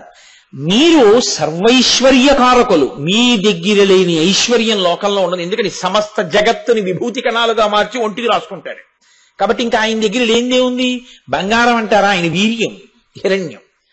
కాబట్టి మీరు సుబ్రహ్మణ్యేశ్వర స్వామి యొక్క ఉత్పత్తి యందు మీరు విన్నారు కదా, ఆయన అవతార ఆవిర్భావ కథ యందు పరమేశ్వరుని యొక్క వీర్యమే హిరణ్యంగా మారింది. కాబట్టి లోకంలో బంగారం కోసం వెంపర్లాటేమో, ఆయనకి వెంపర్లాటే ఉంటుంది. అన్నీ మీరు ఇవ్వగలరు. భర్త ఎన్ని పెట్టనివ్వండి, ఎన్ని కొననివ్వండి, పుట్టింటి వారు ఏదైనా ఇంత పిసరు వాళ్ళ ఇంట్లో జరిగిన ఉత్సవంలో చేయించి చేతిలో పెడితే ఆడపిల్ల ఇంటికి వచ్చి ప్రతి వాళ్ళకి, ఇంటికి వచ్చిన వాళ్ళకల్లా పెట్టి తీసి మా అమ్మ వాళ్ళ ఇంటికి వెళ్ళానా, ఇక మా అమ్మ పెట్టిందని చూపిస్తుంది. అది ఆడపిల్లకి సహజంగా ఉండేటటువంటి పిచ్చి ప్రేమ. అది లేక కాదు, ఆవిడే ఉద్యోగం చేసుకుంటున్నా, ఆవిడే బోల్డ్ సంపాదించుకుంటున్నా, పుట్టింటి వాళ్ళు ఓ వెండి ఉద్ధరణ ఇచ్చారనుకోండి, ఎంత సంతోషం. ఇంతోటి ఉద్ధరణ ఆవిడ కొనుక్కోలేదేంటి అని పుట్టింటి వారు ఇస్తే అంత సంతోషం. కాబట్టి నేను ఎడితే నాకు చీర పెట్టి పసుపు కుంకం ఇచ్చి గాజులు ఇచ్చి నగిస్తాడు మా నాన్న. అది నేను తెచ్చుకుని మురిసిపోద్దు. పార్వతీదేవి ఈ స్థాయిలో మాట్లాడుతుందా? కాదు. ఇందులో ఎన్ని ధర్మ సూక్ష్మాలు ఉన్నాయో తెలుసా అండి? పెళ్ళైపోయిన ఆడపిల్ల ఏం కోరుకుంటుందో చెప్తున్నారు. పెళ్ళైపోయిన ఆడపిల్లకి పరమ సంతోషం అన్నది ఎప్పుడో తెలుసా అండి? మీరు మీ అల్లుడిని గౌరవించడం మీకు వస్తే, మీరు మీ అల్లుడు మీ చేత గౌరవింపబడి మీ అల్లుడు సంతోషంగా మీ ఇంటికి రావడానికి ఒప్పుకుంటే ఆడపిల్ల కూడా సంతోషంగా వచ్చి మీతో ఉంటుంది. అల్లుడి మీద అస్తమానం నేరాలు చెప్పి అల్లుడి బంధువులు మీకు పనికిరాని వాళ్ళు అయిపోయి అమ్మాయిని రమ్మన్నారు అనుకోండి, అమ్మాయి మనసులో కలుక్కుమంటూనే ఉంటుంది. అందుకే ఇంగిత జ్ఞానం ఉన్నవాళ్ళు ఆడపిల్ల మనసు నొచ్చుకోకూడదు అంటే ఆడపిల్ల ఎదురుగుండా అల్లుడి గురించి కానీ వియ్యాల వారి గురించి కానీ తక్కువ చేసి అమ్మాయి దగ్గర మాట్లాడకూడదు. ఏదైనా ఉంటే వాళ్ళ గుండెల వరకే, పెద్దల వరకే. అంతేకాని అల్లుండి కించపరచడం, అమ్మాయిని నెత్తి మీద ఎట్టుకోవడం, ఇలాంటి పనులు చేస్తే ఆమె ఎలా సంతోషిస్తుంది మీ దగ్గరికి వచ్చి? సంతోషాన్ని పొందలేదు. పార్వతీదేవి అంతటి దానికి కష్టం తప్పలేదు. లోకంలో ఏ ఆడపిల్లకి తప్పుతుంది? పైగా ఆడపిల్ల చులకనైపోయేది దేనికో తెలుసా అండి? పుట్టింటనే లేని గౌరవం వేరొక చోట ఎక్కడి నుంచి వస్తుంది? తండ్రి ప్రియమార ఎంతో సంతోషంగా కూతుర్ని తల్లి తండ్రి అన్నదమ్ములు చూస్తే అత్తవారు ఎంతో ప్రేమతో చూస్తారు. అమ్మో వాళ్ళ నాన్నగారు నెత్తి మీద పెట్టుకుంటారు, వాళ్ళ అమ్మ నెత్తి మీద ఎట్టుకుంటుంది, వాళ్ళ అన్నయ్య నెత్తి మీద ఎట్టుకుంటాడు, వాళ్ళ బంధువులు నెత్తి మీద ఎట్టుకుంటారు, మనం ఆ పిల్లని ఏమన్నా అంటే ఎలా కుదురుతుంది అంటారు. వాళ్లే ఈసడిస్తే అత్తారికి మరింత చులకన కాదు? పాపం మా కోడలకి ఏమిటో వెళ్ళడానికి పుట్టిల్లు లేదమ్మా వాళ్ళు పిలవరంటారు కదా. ఎంత చులకన! నీ కూతురు ఏడిస్తే నీ కర్మ కాదది? ఎలా బ్రతకాలో తల్లిదండ్రులంటే పెద్దవాళ్ళు అయిన తర్వాత ఎంత గౌరవంతో బతకడం రావాలో, ఎంత నిగ్రహం ఉండాలో మనకి చూపిస్తుంది దక్షయజ్ఞం. కాబట్టి ఇప్పుడు ఆవిడ అలా అడిగితే పరమశివుడు అన్నాడు, ఈ ధర్మాలు నాకు తెలియనివి కావు పార్వతి, నాకు తెలియనివి కావన్న సంగతి నీకు తెలియనిది కాదు. కానీ నువ్వు నన్ను అడిగావు వెడతానని. కానీ నేను ఒక్క మాట చెప్పనా? కుటిల బుద్ధులైన కుజనుల ఇండ్లకు ఆర్యులేగవారనాదరమున బమలు ముడులు వేచి భూరి రాషాక్షులై చూచు అదియుగాక సుదతి వినుము. ఎంత గొప్పవాడు కాని, ఎంత జ్ఞాని కాని, ఎంత ఐశ్వర్యవంతుడు కాని, ప్రత్యేకించి దేహబంధుత్వంలో ఉండే లక్షణం ఏమిటంటే వాళ్ళు కడుపులో బాధ కక్ష పెట్టుకుని ఉంటే వాళ్ళు మొదటి అవమానం ఎక్కడ చేస్తారో తెలుసా? నువ్వు వెళ్ళి తలుపు కొట్టగానే, తలుపు దగ్గర నిలబడగానే వాళ్ళు ఇలా తలుపు తీసి రండి అనరు. కుటిల బుద్ధులైన కుజనుల ఇండ్లకు ఆర్యులేగ వారనాదరమున బొమలు ముడులు వేయించి ఇలా అంటారు. కనుబొమలు ముడులు వేసి నువ్వెందుకు వచ్చావు అన్నట్టు చూస్తారు. ఆడపిల్ల పుట్టింటి వారింట అలా చూడబడితే ఆత్మహత్య సదృశం. నువ్వు తట్టుకోలేవు అవమానం. పార్వతీదేవికి చెప్పాడనుకుంటున్నారేమో పరమశివుడు. ఆడపిల్ల ఉన్న ప్రతి తల్లిదండ్రులకి సందేశం ఇస్తున్నాడు ఎంత జాగ్రత్తగా ఆడపిల్లని చూసుకోవాలో. కాబట్టి కుటిల బుద్ధులైన కుజనుల ఇండ్లకు ఆర్యులేగవారనాదరమున బొమలు ముడులు వేయిచి భూరి రోషాక్షులై, కోపంగా చూస్తారు ఇలాగా. భూరి రోషాక్షులై చూచు రదియుగాక ఇదియు వినుమో. ఇంకొక మాట కూడా చెప్తాను చూడు. లోకోత్కృష్టుండగు దక్షుని తనూభవలలో కూరిమి సుతవైనను నా అనుబంధముచే నీ జనకునిచే ప్రీతి బడయ జాలబుతరుని. మీ నాన్నకి చాలా మంది కూతుళ్ళున్నారు. అంతమంది కూతుళ్లలోనూ కోరి కోరి కోరి కోరి తపస్సు చేసి కన్నది నిన్నే. అందుకని మీ తండ్రికి నువ్వంటే మహాప్రీతి. అంత ప్రీతి ఉన్న తండ్రి నిన్ను ఆదరించాడు. ఎందుకో తెలుసా? నీవు నాకు భార్య అవడమే కారణం. కూతుర్ని ఒకనాడు ప్రేమించిన తండ్రి, కూతురు పొరపాటు చేస్తే మన్నించిన తండ్రి ఇవాళ మన్నించలేకపోతున్నాడు అంటే తాను కాదు కన్యాదానం చేసింది. ఇప్పుడు ఆయన భార్య అని చెప్పి తను బొమ్మలు ముడులు వేయడం ఏమిటి? ఎంత తప్పు మాట అది! ఎంత అజ్ఞానంతో కూడుకున్న మాట! ఎప్పుడూ నువ్వు అలాగే ఉండాలి. లేకపోతే ఇప్పుడు ఆ పిల్ల నిన్ను అడిగితే, నన్ను ఎందుకు ఇచ్చి పెళ్లి చేశారు నాన్నగారండి అని అడిగితే ఇప్పుడు నీ సమాధానం ఏంటి? పిల్ల ఎంత బాధపడుతుంది నువ్వు చేసిన పనికి. నీకు ఇంగిత జ్ఞానం ఉండద్దు ఆడపిల్లతో ప్రవర్తించేటప్పుడు, కూతురుతో. కాబట్టి ఎంత పెద్ద మాట అంటున్నాడో చూడండి శివుడు. నీవంటే ప్రేమే మీ నాన్నకి, కానీ నీతో ఆదరంగా ప్రవర్తించాడు. ఎందుకో తెలుసా? ఇప్పుడు నువ్వు నా భార్యవి అన్న మాట ఆయన మనసులో కలుక్కుమంటోంది. అదేమిటండి, మా నాన్నగారు మిమ్మల్ని ప్రీతిగా కన్యాదానం చేసి అల్లుని చేసుకున్నారుగా, ఎందుకు అనవసరంగా నీకు చెప్పలేదు పార్వతి. ఒకప్పుడు ప్రజాపతులు యజ్ఞం చేస్తే నేను వెళ్ళాను, మీ నాన్నగారు కూడా వచ్చారు. అక్కడ నేను లేవలేదని మీ నాన్నగారికి కోపం వచ్చింది. ఎంత అజ్ఞానం అండి! నేను మళ్ళీ మళ్ళీ చెప్పక్కర్లేదు. ఇంకా నిజం చెప్పనా పార్వతి, నేను ఆయన శరీరానికి నమస్కారం చెయ్యకూడదు కాబట్టి చెయ్యలేదు, కానీ ఆ ప్రతి భూతమునందున్న వాసుదేవుడికి నేను నమస్కరిస్తూ ఉంటాను. ఈశ్వరుడు ఎంత మర్యాదాలోకానికి నేర్పాడో చూడండి. మీ నాన్నకు అది అర్థం కాలేదు, నా మీద కక్ష పెట్టుకున్నాడు. అబ్బో అక్కడ చాలా పెద్ద హడావిడైంది, నేను వచ్చేసాను. ఎందుకు నీతో చెప్పడం అని నీకు చెప్పలేదు. దక్షయజ్ఞాన్ని బాగా అర్థమైన వాడికి, పురుషుడికి ఒక విషయం తెలుస్తుంది. నీకంటే అత్తగారు మామగారు అని దెబ్బలాడు వచ్చేసావు. అదే పనిగా అస్తమానం అత్తగారిని మామగారిని తిట్టి మీ అమ్మగారు నాన్నగారు ప్రాజ్ఞులని నువ్వు మాట్లాడుతుంటే మీ అమ్మగారు నాన్నగారు ఆవిడికి అత్తగారు మామగారు కాదు. మరి ఆమెకి ఎంత కలుక్కుమంటుంది? ఆ దోషం వెతికి పట్టుకోవాలంటే వీళ్ళ ఎందుకు కనపడదంటే అక్కడే వస్తాయి ఇబ్బందులన్నీ. నీ మనసు ఖేదం ఎందుకు పడుతుందో తెలుసా? ప్రీతి స్మరణం చేస్తుంది అమ్మా నాన్న పట్ల.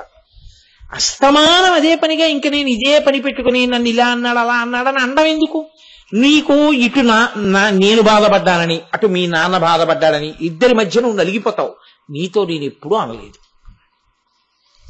ఒక భర్తకి ఎంత పరిణితి ఉండాలో పరమేశ్వరుడు చూపిస్తున్నాడు. కాబట్టి నా మాట విను. నువ్వు వెడితే మీ నాన్న చాలా అవమానం చేస్తాడు. పుట్టినింట అంత అవమానం పొందడం అంటే అది ఎటువంటిదో తెలుసా? తిట్టడం కాదు, కొట్టడం కాదు, పలకరించారంతే. ఎవరో మాట్లాడరు. నువ్వు ఒక్కదానివి అలా నిలబడతావు. నీ తోడ పుట్టిన వాళ్ళు ఒకళ్ళు పట్టు చీరలు అట్టుకొస్తూ ఉంటారు, ఒకళ్ళు యజ్ఞ సంబారాలు అట్టుకొస్తూ ఉంటారు, అందరూ వెళ్ళి హారతి ఇస్తూ ఉంటారు, నిన్నెవ్వరూ పిలవరు. ఒకవేళ నువ్వు ఏదైనా ముట్టుకోవడానికి వచ్చినా నువ్వు అలా కూర్చో అంటారు. నువ్వు నాన్నగారికి కనపడకే, అనవసరంగా ఆయన ఇప్పుడు కోపం బయలుదేరుతుంది, ఆయన ఏదో ప్రశాంతంగా చేసుకుంటున్నావు, నువ్వు నాన్నగారి దగ్గరికి వెళ్ళక లోపల కూర్చో అంటారు. నీకు ఎంత బాధగా ఉంటుంది? అంతకన్నా అవమానం ఉండదు పార్వతి. కాబట్టి వెళ్ళొద్దని అంటున్నాను. ఆ పైన ఇష్టం అన్నాడు. ఆయనకి తెలుసు, ఆవిడికి తెలుసు. ఆయన ధర్మం ఆయనది, ఆవిడ ధర్మం ఆవిడిది. ఆవిడ శివ విశ్వస్య భేషజి, శివస్య భేషజి, రుద్రస్య భేషజి. ఆవిడ ఆయన్ని రుద్రుణ్ణి చెయ్యాలి. చేస్తే తప్ప వాళ్ళ పళ్ళు రాలిపోతే తప్ప వాళ్ళకి బుద్ధి రాదు. శివనింద మానరు. కాబట్టి ఆవిడ వెళ్ళింది. ఎలా వెళ్ళిందో తెలుసా అండి? వెళ్ళడం కూడా శివుడికి ఇది చెప్పి వెళ్ళిపోయింది. వచ్చేదైతే ఆయనకి నమస్కారం చేయడమో, నేను వెళ్ళొస్తానండి అన్నమో అనాలి కదా. అందుకే లోకంలో ఒక విచిత్రమైన విషయం ఉంది. అత్తవారింటికి ఆడపిల్ల ఎడుతుంటే వెళ్ళిరా అని అనకూడదు, వెళ్ళమ్మా అనాలి. ఇతరుల విషయంలో వెళ్ళిరండి అనాలి. ఎందుకంటే ఆడపిల్లని వెళ్ళిరా అన్న మాట నువ్వు అనకూడదు, వెళ్ళు. అదే శాశ్వత స్థానం. అంటే అసలు రావడం ఇష్టం లేనంతగా మమేకమై అక్కడ ఉండిపోవాలి ఆడపిల్ల. అదే నువ్వు కోరుకోవాలి. నీకెందుకు అక్కడ ఏమున్నాయో, వాళ్ళు అలా ఉండిపోతే నీకు చాలు. అది లోకధర్మం, సనాతన ధర్మం అలాగే మాట్లాడుతుంది. కాబట్టి మహానుభావుడు అన్నాడు నీ ఇష్టం. ఆవిడ నేను వెడుతున్నానని లేదు, నేను వస్తానని లేదు, సటుక్కుని తిరిగి ఆవిడ వెళ్ళిపోతాను.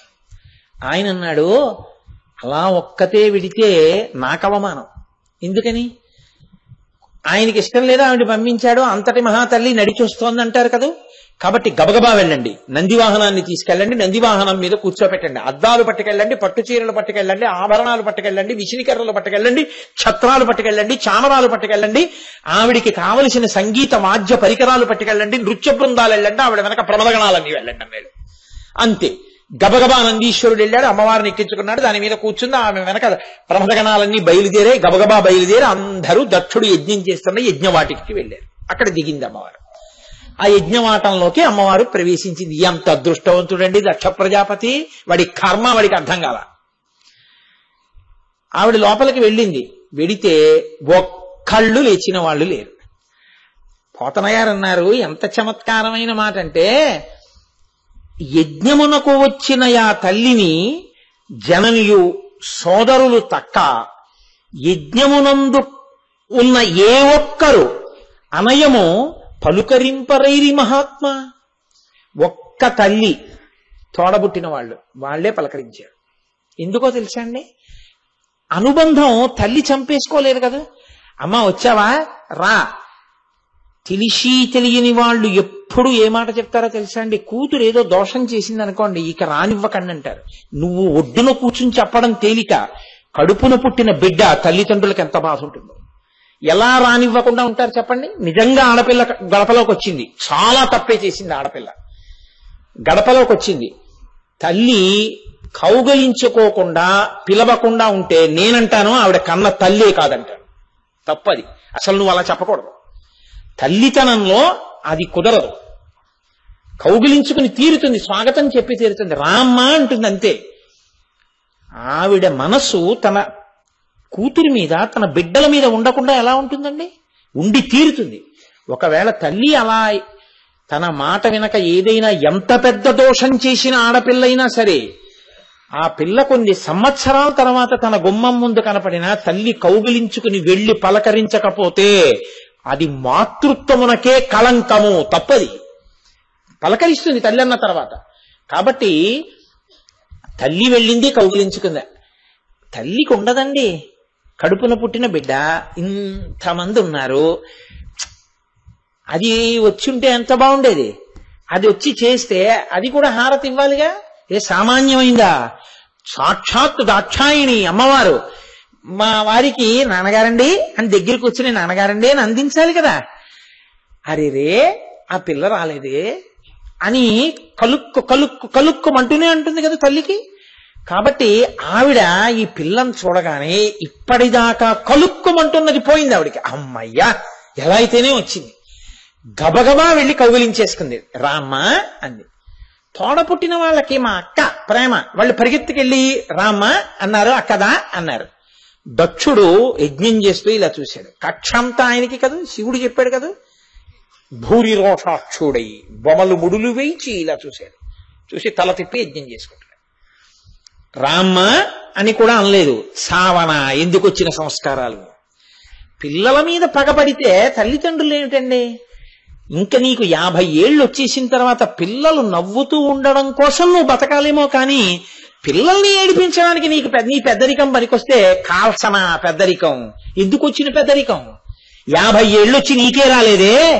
గట్టిగా 25 ఏళ్ళు లేని ముక్కు పచ్చలారని పిల్లలు వాళ్ళకు ఉంటుందా అంత పరిణితి? నీకేం ఉండి ఏడిచిందని నువ్వు సర్దుకోలేకపోతున్నావు. వాళ్ళు ఎందుకు సర్దుకుంటారనుకుంటున్నావు? నీ వయస్సు వచ్చిన తర్వాత వాళ్ళకి రాకపోతే నువ్వు ఇంకా బతికుంటే. నీకే రాలేదు సర్దుకోవడం.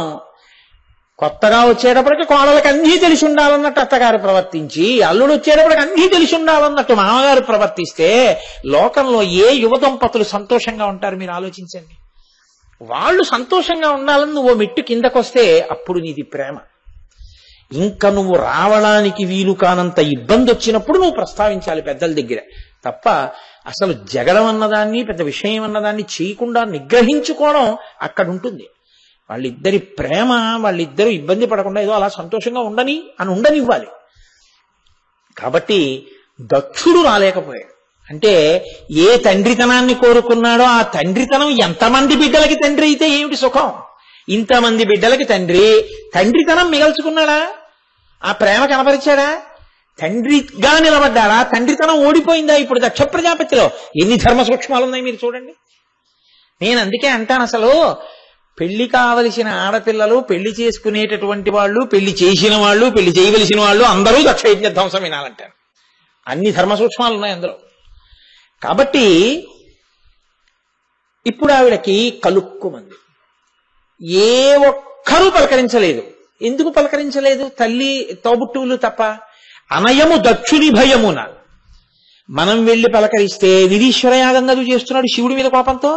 శివుడి భార్య కాబట్టి ఇప్పుడు ఈవిడ్ని పలకరించట్లేదు. మనం వెళ్లి పలకరిస్తే ఆత్మీయుని నువ్వు పలకరిస్తావా అంటే మనకెందుకు వచ్చిన గొడవ అని వాళ్ళు కూడా ఇలా అమ్మవారి వైపు తిప్పకుండా తల తిప్పేసి ఇలా చూశారు. అందుకు కదా ఆవిడ వచ్చింది. ఇలా తలలు తిప్పుతారా దక్షుడికి బుద్ధి చెప్తారా ఇది చూడ్డానికే వచ్చింది ఆవిడ. శివా విశ్వస్య భేషజీ మందు వెయ్యాలి కదా. ఆవిడ వెళ్ళి నించుంది దక్ష ప్రజాపతి దగ్గర. ఇలా కూడా చూడలేదు ఆయన. ఆవిడంది, ఏమయ్యా ఎందుకు నా వంక చూడవు? ఎందుకు నన్ను పలకరించవు? నీకు శివుడి మీద కోపం, నా భర్త అంటే నీకు ఆగ్రహం. ఏమిటి నీకు ఆగ్రహం నా భర్త అంటే? నా భర్త ఎందుకు పనికిమాలిన వాడని, ఏమీ చెయ్యడని, ఒంటి నిండా భస్మ రాసుకుంటాడని, పుర్రెలమాల వేసుకుంటాడని, ఇవేగా నీ అభ్యంతరాలు? ఆయన ఎంత శక్తి కలిగిన వాడో, ఎంతటి మహానుభావుడో నీకు నిజంగా తెలియదా? పరగ చితాస్తి భస్మ నృకపాల ధరున్ పిశాచయుక్తుడు పరేత భూచిరుండని శర్వున మంగళుగా తలంపరెవ్వరున్. ఒక్క నీవు తప్ప మరి వాక్పతి ముఖ్యులు అమ్మహాత్మ సరోజ లేశములం ధరింపరే మస్తకంబులం. ఏమిటి మాట్లాడుతున్నావు? ఒళ్ళు తెలిసి మాట్లాడుతున్నావా? తండ్రివి కావచ్చు, చెప్పవలసిన అవసరం వచ్చింది కాబట్టి చెప్తున్నాను. శివుడు ఒంటికి భస్మ రాసుకుంటాడంటున్నావు. ఆయన లోకములనన్నింటినీ లయం చేసి శక్తి ఉన్నవాడు. అందుకని నిరంతర భస్మధారణ చేస్తాడు. భస్మ వైదికం, ఐశ్వర్యకారకం, సమస్త సిద్ధులను కల్పిస్తుంది. అందుకని నిరంతరం భస్మ అలదుకుని ఉంటాడు ఆయన. ఆయన ఉగ్రపరేత భూచరుండు పిశాచయుక్తుడని, ఆయన చుట్టూ పిశాచాలు ఉంటాయని చెప్పి అందరితోనూ చెప్తున్నా ఉంటాడు. ఆయన పిశాచయుక్తుడు. సరే, ఆయన విడిచిపెడితే 5 నిమిషాలు నువ్వు బతకవు, నీ యజ్ఞం ధ్వంసమైపోతుంది. పిశాచాలు ఒప్పుకో ఇలాంటివి చేయడానికి. ఆయన అణిచిపెట్టాడు కాబట్టి నువ్వు ఈ ధర్మపన్నాలన్నీ మాట్లాడుతున్నావు, నువ్వు యజ్ఞయాగాదులు చేస్తున్నావు. ఆయన వదిలేసి ఉంటే నీ బతుకేమిటో నీకు తెలిసి ఉండేది. శివుడి శ్మశానంలో ఉన్నాడు అంటున్నావే, నువ్వు బాగా తిన్నన్నాళ్ళు నిన్ను ఇంట్లో ఉంచుతారు. నీ ప్రాణం పోయిన తర్వాత ఆఖరికి నిన్ను ఆదరించవలసిన వాడు శివుడు ఒక్కడే శ్మశానంలో. అక్కడ ఆయన రావద్దని ద్వారం అవతలకి తన్నేస్తే నువ్వు పడ్డానికి లోకంలో స్థానం లేదు. మీ ఆవిడ పెట్టుకోదు ఇంట్లో, నీ కొడుకు పెట్టుకోడు ఇంట్లో శవాన్ని. శివుడు స్థానం ఇచ్చాడు కాబట్టి ఎంత శివనింద చేసినా శ్మశానంలో మట్టి అయిపోతున్నావు. శివుడు శ్మశానవాసి, శివుడు శ్మశానవాసి అని నోటికొచ్చినట్టు వదలుతున్నావు. శివుడి యొక్క శక్తి ఉంటో తెలుసా నీకు? ఏమి తెలిసని శివుడి గురించి మాట్లాడుతున్నావు. అంతటి మహాత్ముడు కాబట్టి ఆ మహాత్మ సరోజ లేశములన్ సమ్మతి దాల్పరే మస్తకంబులన్ నవ్వక్పతి ముఖ్యులు. నీ తండ్రి బ్రహ్మగారని ఆయన లేవకపోతే చాలా సంతోషించావే. నీ తండ్రి అయిన చతుర్ముఖ బ్రహ్మ, నీ అల్లుడని నువ్వు అనుకుంటున్న పరమశివుడి యొక్క పాదములను ప్రతిరోజు అరిచేతితో తడిమి ఆయన పాదముల యొక్క అడుగున పట్టుకున్న ధూళి కణములను తన 4 శిరస్సుల మీద 4 కిరీటాల మీద చల్లుకుని సృష్టి చేస్తున్నాడు. నీ తండ్రి లేవకపోతే నా తండ్రి కాబట్టి లేవక్కర్లేదన్నావు. నీ తండ్రే కిరీటాల మీద చల్లుకుంటున్నాడు. శివుడెవరో నీకు తెలీదా? తెలియకుండానే ఇలా ప్రవర్తిస్తున్నావా? ఓహో, యజ్ఞం చేస్తున్నాను, యాగం చేస్తున్నాను, ఫలితాలు వస్తాయని చెప్తున్నావే. ఎవడి కోసం ఈ యజ్ఞాలు, ఎవడి కోసం ఈ యాగాలు? శివుణ్ణి గౌరవించడం చేత కాని వాడు యజ్ఞాలు చేస్తే ఆవిడకు కావాలి, యాగాలు చేస్తే ఆవిడకు కావాలి, ధర్మపన్నాలు చెప్తే ఆవిడకు కావాలి, ప్రవచనాలు చేస్తే ఆవిడకు కావాలి. శివుని యందు భక్తి ఉందా? ఇది లేని నాడు నీకేం కలుగుతుందో తెలుసా? భవో నహో ద్వేష్టి శివం శివేతరః. సమస్త యజ్ఞముల యొక్క ప్రయోజనం శివుడే. శివుడే మంగళప్రదాత, శివుడే సమస్త శుభములను ఇయ్యగలిగిన వాడు. నీవు శివుణ్ణి విడిచిపెట్టి ఇవన్నీ చేస్తే చేయడానికి బాగున్నట్టు అనిపిస్తుందేమో. చిట్ట చివరికి నువ్వు పొందేది అశుభాన్ని, అమంగళాన్ని. నిన్ను పట్టుకున్నవాడు పొందేది కూడా అశుభాన్ని, అమంగళాన్ని. ఎందుకంటే నువ్వు శివుడికి వ్యతిరేక ప్రచారాలు చేస్తున్నావు కాబట్టి. నువ్వు ఇది మానుకుంటావా? మానుకోవా? మానుకోపోతే నశించిపోతావు. భవో నహోద్వేష్టి శివం శివేతరః. శివుణ్ణి వదులుకున్న వాడికి నీకు శివుడు ఎక్కడి నుంచి వస్తాడు? నీకు మంగళం ఎక్కడి నుంచి వస్తుంది? భద్రం ఎక్కడి నుంచి వస్తుంది? నశించిపోతావు. ఏమనుకుంటున్నావు? తల్లి చెప్పడానికి వచ్చేయాలనుకున్నప్పుడు ఆవిడికి భయం ఏమిటండి? కిమ్మన్నాస్తి. భృగువు యజ్ఞం చేయిస్తున్నాడు, దక్షుడు హవిస్సులు ఇస్తున్నాడు. చూసింది ఆవిడంది, జనుడ జ్ఞానమునం భుజించిన జుగుప్సంబైన అన్నంబు సయ్యన వెళ్ళించి పవిత్రుడైన గతి దుష్టాత్ముండవై మహాత్ము నిందించిన నీ తనూభవ అనంగా నోర్వ. కాబట్టి ఈ శరీరమున్ విడిచి భాస్వచ్ఛుద్ధి ప్రాపించదన్. ఒక మనుష్యుడు ఈ పదార్థం బాగుంది అని చాలా తినేశాడు. చాలా తినేసిన తర్వాత అడుగున గరిటె పెట్టి తీస్తుంటే చనిపోయిన బల్లి ఉంది అందులో. తినేశాను కదా, చాలా బాగుందని కడుపులో పెట్టుకుంటాడా? నోట్లో వేలు పెట్టి మరీ కక్కేస్తాడా? నోట్లో వేలు పెట్టి మరీ కక్కేస్తాడు. జనుడు అజ్ఞానమునం భుజించిన జుగుప్సంబైన ఎన్నంబు సయ్యన వెళ్ళించి పవిత్రుడైన గతి మహాత్ము నిందించిన నీ తనూభవ యనంగా నోర్వ. పరమేశ్వరుడి నింద చేసినటువంటి వాడి దగ్గర ఉన్నవాడికి 3 మార్గాలని చెప్తున్నాయి శాస్త్రాలు. ఎవడు శివనంద చేశాడో వాడి నాలుక ఎడం చేత్తో పట్టుకుని పైకి లాగి కుడి చేత్తో కత్తి పట్టుకుని పరపర కోసేయి. 1. 2, శివనింద చేస్తున్నాడు అని నీకు అనిపిస్తే నువ్వు వినలేకపోతే పొడుచుకు చచ్చిపో. 3, చెవులు మూసుకుని అక్కడి నుంచి తొలగిపో, లేకపోతే నువ్వు పాడైపోతావు. ఏదో రాక్షసత్వం ఉండిపోతే ఈ జన్మలో చాలా మంచివాడిగా ఉన్నట్టు కనబడి శివనింద చేస్తాడు, వాడి వెనక తిరగద్దని చెప్తున్నాయి శాస్త్రాలు. కాబట్టి నీ తనూభవయనంగా నోర్వ, నీ అటువంటి నీచుడవైనటువంటి శివనింద చేసేటటువంటి నీ కూతురు అనిపించుకోవడానికి నేను సిద్ధంగా లేను. ఈ శరీరంతో తిరిగితే ఎప్పుడైనా పరమేశ్వరుడు నన్ను ఎడమ తొడ మీద కూర్చోబెట్టుకుని దాక్షాయిణి అంటాడు. ఆయనకి భేదాలు లేవు. ఆయన సంతోషంతో దాక్షాయిణి అంటాడు. అన్నప్పుడు నాకు కొత్త ఉడికిపోతుంది. ఛీ దుర్మార్గుడు, వాడి కూతుర్ని. ఈయన మహాత్ముడు, ఏమీ అందం. వాడు తిడుతున్నాడు మా ఆయన్ని అని నాకు ఒళ్ళు మండిపోతుంది. పైగా లోకం నన్ను దాక్షాయిణి అని పిలుస్తుంది అలా వెళ్ళిపోతుంటే. ఇంత నీచుడికి కుమార్తెగా నేను ఉండను, శివనింద చేసిన వాడి కూతురుగా నేను ఉండకుండెదనుగాక. ఇంతమందికి కూతురుగా వచ్చిన తల్లి దక్షుడి యొక్క కూతురుగా ఉన్న పేరుంచుకోవడానికి కూడా ఇష్టపడలా. ఎంత కోపం వచ్చిందో చూడండి. అమ్మవారు ఇంత కోపం పొందాలి అంటే శివనింద చేస్తే చాలు. కాబట్టి నీ తనూభవయనంగా నోర్వ హేయభాజనమైన ఈ శరీరమున్ విడిచి భాస్వచ్యుద్ధి ప్రాపించదన్. నీకు కూతురనై శివనింద చేస్తుండగా విన్నాను కాబట్టి, శివనింద జరిగిన చోట నిరీశ్వర యాగానికి వచ్చి కూర్చున్న చోటుకు వచ్చాను కాబట్టి ఈ శరీరము అపవిత్రమైపోయింది. కాబట్టి ఈ శరీరాన్ని విడిచిపెట్టేస్తున్నానని ఆవిడ వెంటనే పద్మాసనం వేసుకుని అక్కడే కూర్చుంది తండ్రి పక్కన. చూస్తున్నాడు తప్ప మాట్లాడటం లేదు. ఆవిడ వెంటనే తనలో ఉన్న అగ్నిని రగల్గొలిపింది. ఆవిడే చంపేస్తుంది. ఆవిడ అంది కూడా, చంపేస్తాను నిన్ను, కానీ తండ్రి అయిపోయావు. కాబట్టి చంపకూడదు, ధర్మం తప్పకూడదు. యోగాగ్నిని రగల్చి భగ్గున మంటమండి బూది కుప్పై అక్కడ పడిపోయింది. అప్పుడు సభలో ఉన్న కొంతమంది అన్నారు, ఛీ దుర్మార్గుడు, శివనింద చేసి కూతుర్ని చంపేసుకున్నాడు, అయినా వాడికి ఏమీ పట్టలేదు, యజ్ఞం చేసుకుంటున్నాడు. ఎంత శివద్వేషిరా వీడు అనుకున్నారు. ప్రమథగణాలకి ఎక్కడలేని ఆగ్రహం వచ్చింది. అవి గబగబా యజ్ఞం మీద పడబోయి. భృగుడికి ఇలాంటివంటే చాలా ఇష్టం. కాబట్టి ఆయన వెంటనే ఒక ఆభిచారిక హోమం చేసి అందులోంచి కొత్త గణములను సృష్టించి వాళ్ళని ప్రమథగణాల మీదకు పంపించాడు. ప్రమథగణాలన్నీ ఓడిపోయి వాళ్ళందరూ వెనక్కి తిరిగి కైలాసానికి వెళ్ళిపోతున్నారు. అమ్మవారు బూది కుప్ప అయిపోయింది. నారద మహర్షి గబగబా వెళ్లి పరమశివుడికి చెప్పారు. కైలాసం పర్వతం మీద ఆయనే ఉంది, మౌన వ్యాఖ్యా ప్రకటిత పరబ్రహ్మతత్వం యువానం, హాయిగా కూర్చున్నాడు. అయ్యా, నీ భార్యని అవమానించారు, ఆమె నీయందు పరమభక్తితో శరీరాన్ని వదిలేసింది అన్నాడు. శివస్య భేషజీ రుద్రస్య భేషజీ. ఆయన వెంటనే రుద్రుడు అవ్వాలి కదండి ఇప్పుడు. అంతే, ఆ మాట విన్నాడు ఆయన. అర్జుండుగ్రుడు నీలకంఠుడి బదైచ్చామాతి దష్టోష్టుడై ఆజ్యభూరి మృగేంద్ర రోషమున భీమ ప్రక్రియన్ నవ్వుచున్ విద్యుద్వహ్ని శిఖా సముచ్చయ రుచిన్ వెల్గొందు చెంచెజ్జటన్ సద్య క్రోధముతోడ పూంచి వైచన్ క్షమాచక్ర మధ్యంబునన్. అంతే, ఒక్కసారి అర్జునుడుగ్రుడు మహాకోపాన్ని పొందేశాడు. ఆ జటలన్నీ కూడా విచ్చిపోయాయి. ఒక్కసారి గిర తిరిగాడు, త్రిశూలాన్ని చేత్తో పట్టుకుని పెద్ద ప్రళయకాల రుద్రస్వరూపాన్ని పొందాడు. భీమ ప్రక్రియను నవ్వుచున్, ఒక సింహం నోరు తెరిచి నవ్వితే ఎలా ఉంటుందో అలా పెద్ద వికటాట్టహాసం ఒకటి చేశాడు. మహాకోపంతో తనకి మెరిసిపోతున్న జటలలోంచి ఒక జటనొక దాన్ని తలలోంచి ఊడబెరికేశాడు. తీసి క్షమాచక్ర మధ్యంబునన్, భూచక్రం మధ్యలో వేసుకోటాడు.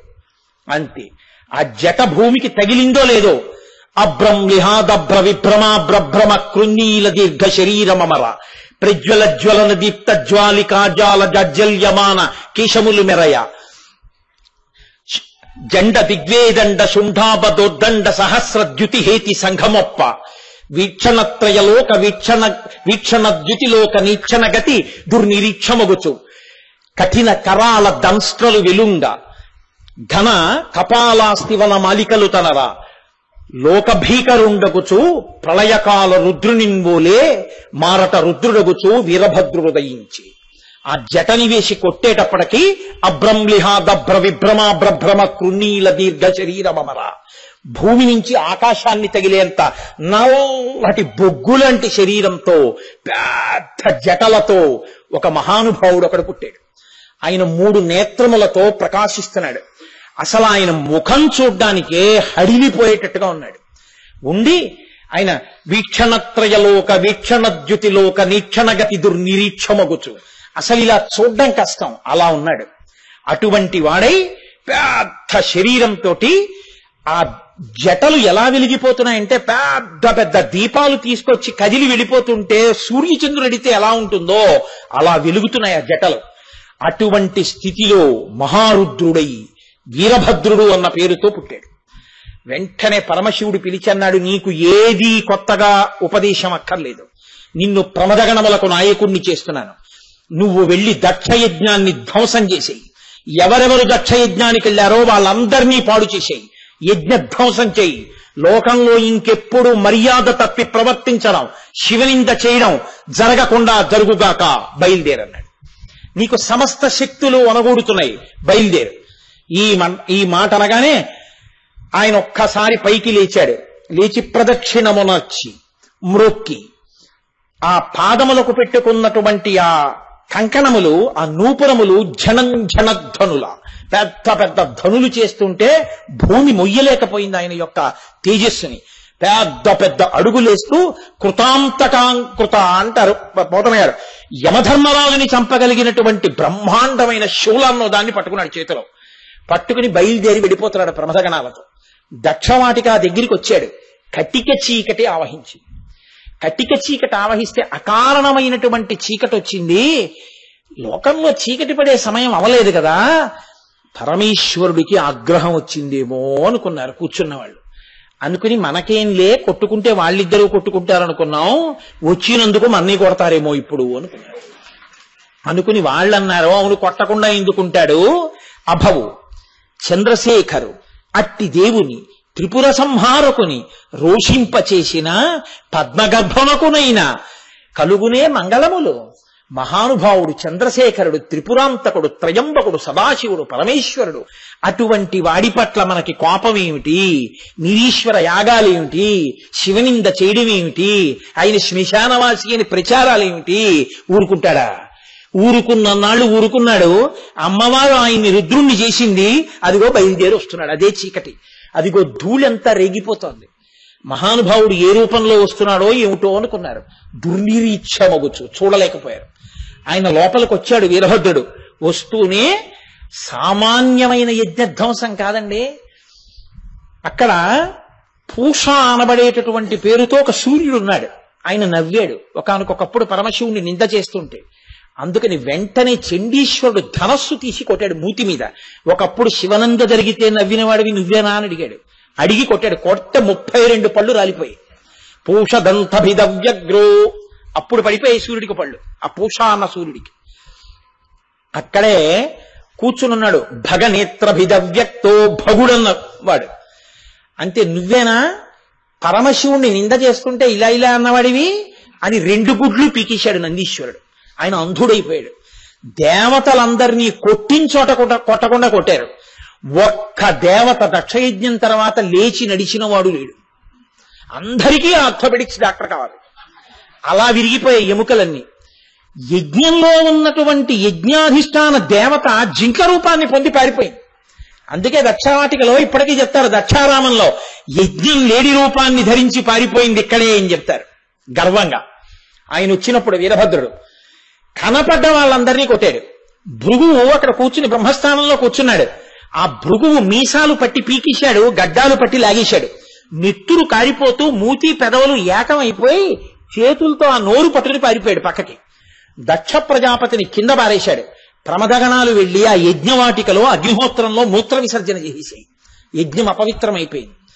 దక్షుడి మీద కూర్చుని ఆ పట్టిసంతో, శూలంతో, కత్తులతో ఒళ్ళంతా పొడిచాడు. అయినా చావలేదు దక్షుడు. ఆయన శరీరం మంత్రపూరితమైంది.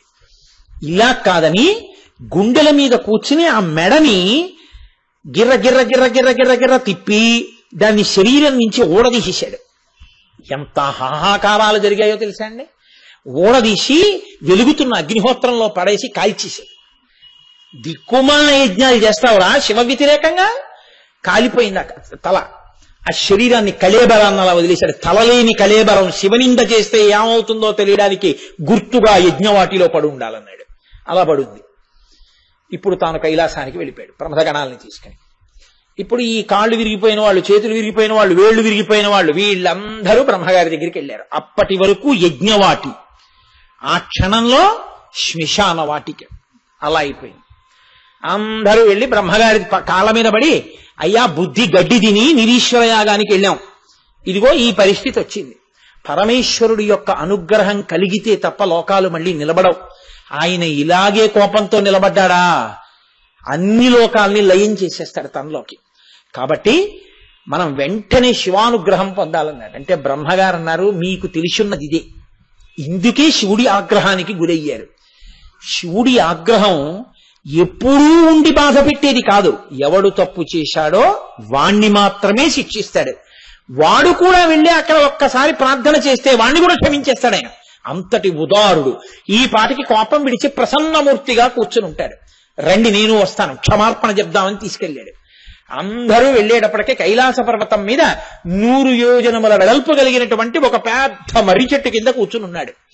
కూర్చుని దక్షిణామూర్తిగా ఎడంకాలెత్తి కుడి తొడ మీద వేసుకుని ఈ చెయ్యి ఇలా పెట్టుకుని జపమాల పెట్టుకుని హాయిగా తనలో తాను రమిస్తున్నాడు. ఈశుడే ఇంత కోపడ్డాడు అన్నట్టుగా అయిపోయాడు. ఇప్పుడు వెళ్ళి అందరూ కాళ్ళ మీద పడ్డారు. ఆయన అన్నాడు, మీకు బుద్ధి చెప్పడానికి ఒక ప్రయత్నం చేశాను, ఇంకెప్పుడు ఇలాంటి తప్పు పనులు చేయకండి, మీ అందరూ స్వస్థత పొందెదరుగాక అనుగ్రహించాడు. అనుగ్రహాన్ని పొందాడు. దర్భరూపంలో చూస్తుంటావు, భగుణ్ణి అనుగ్రహించాడు.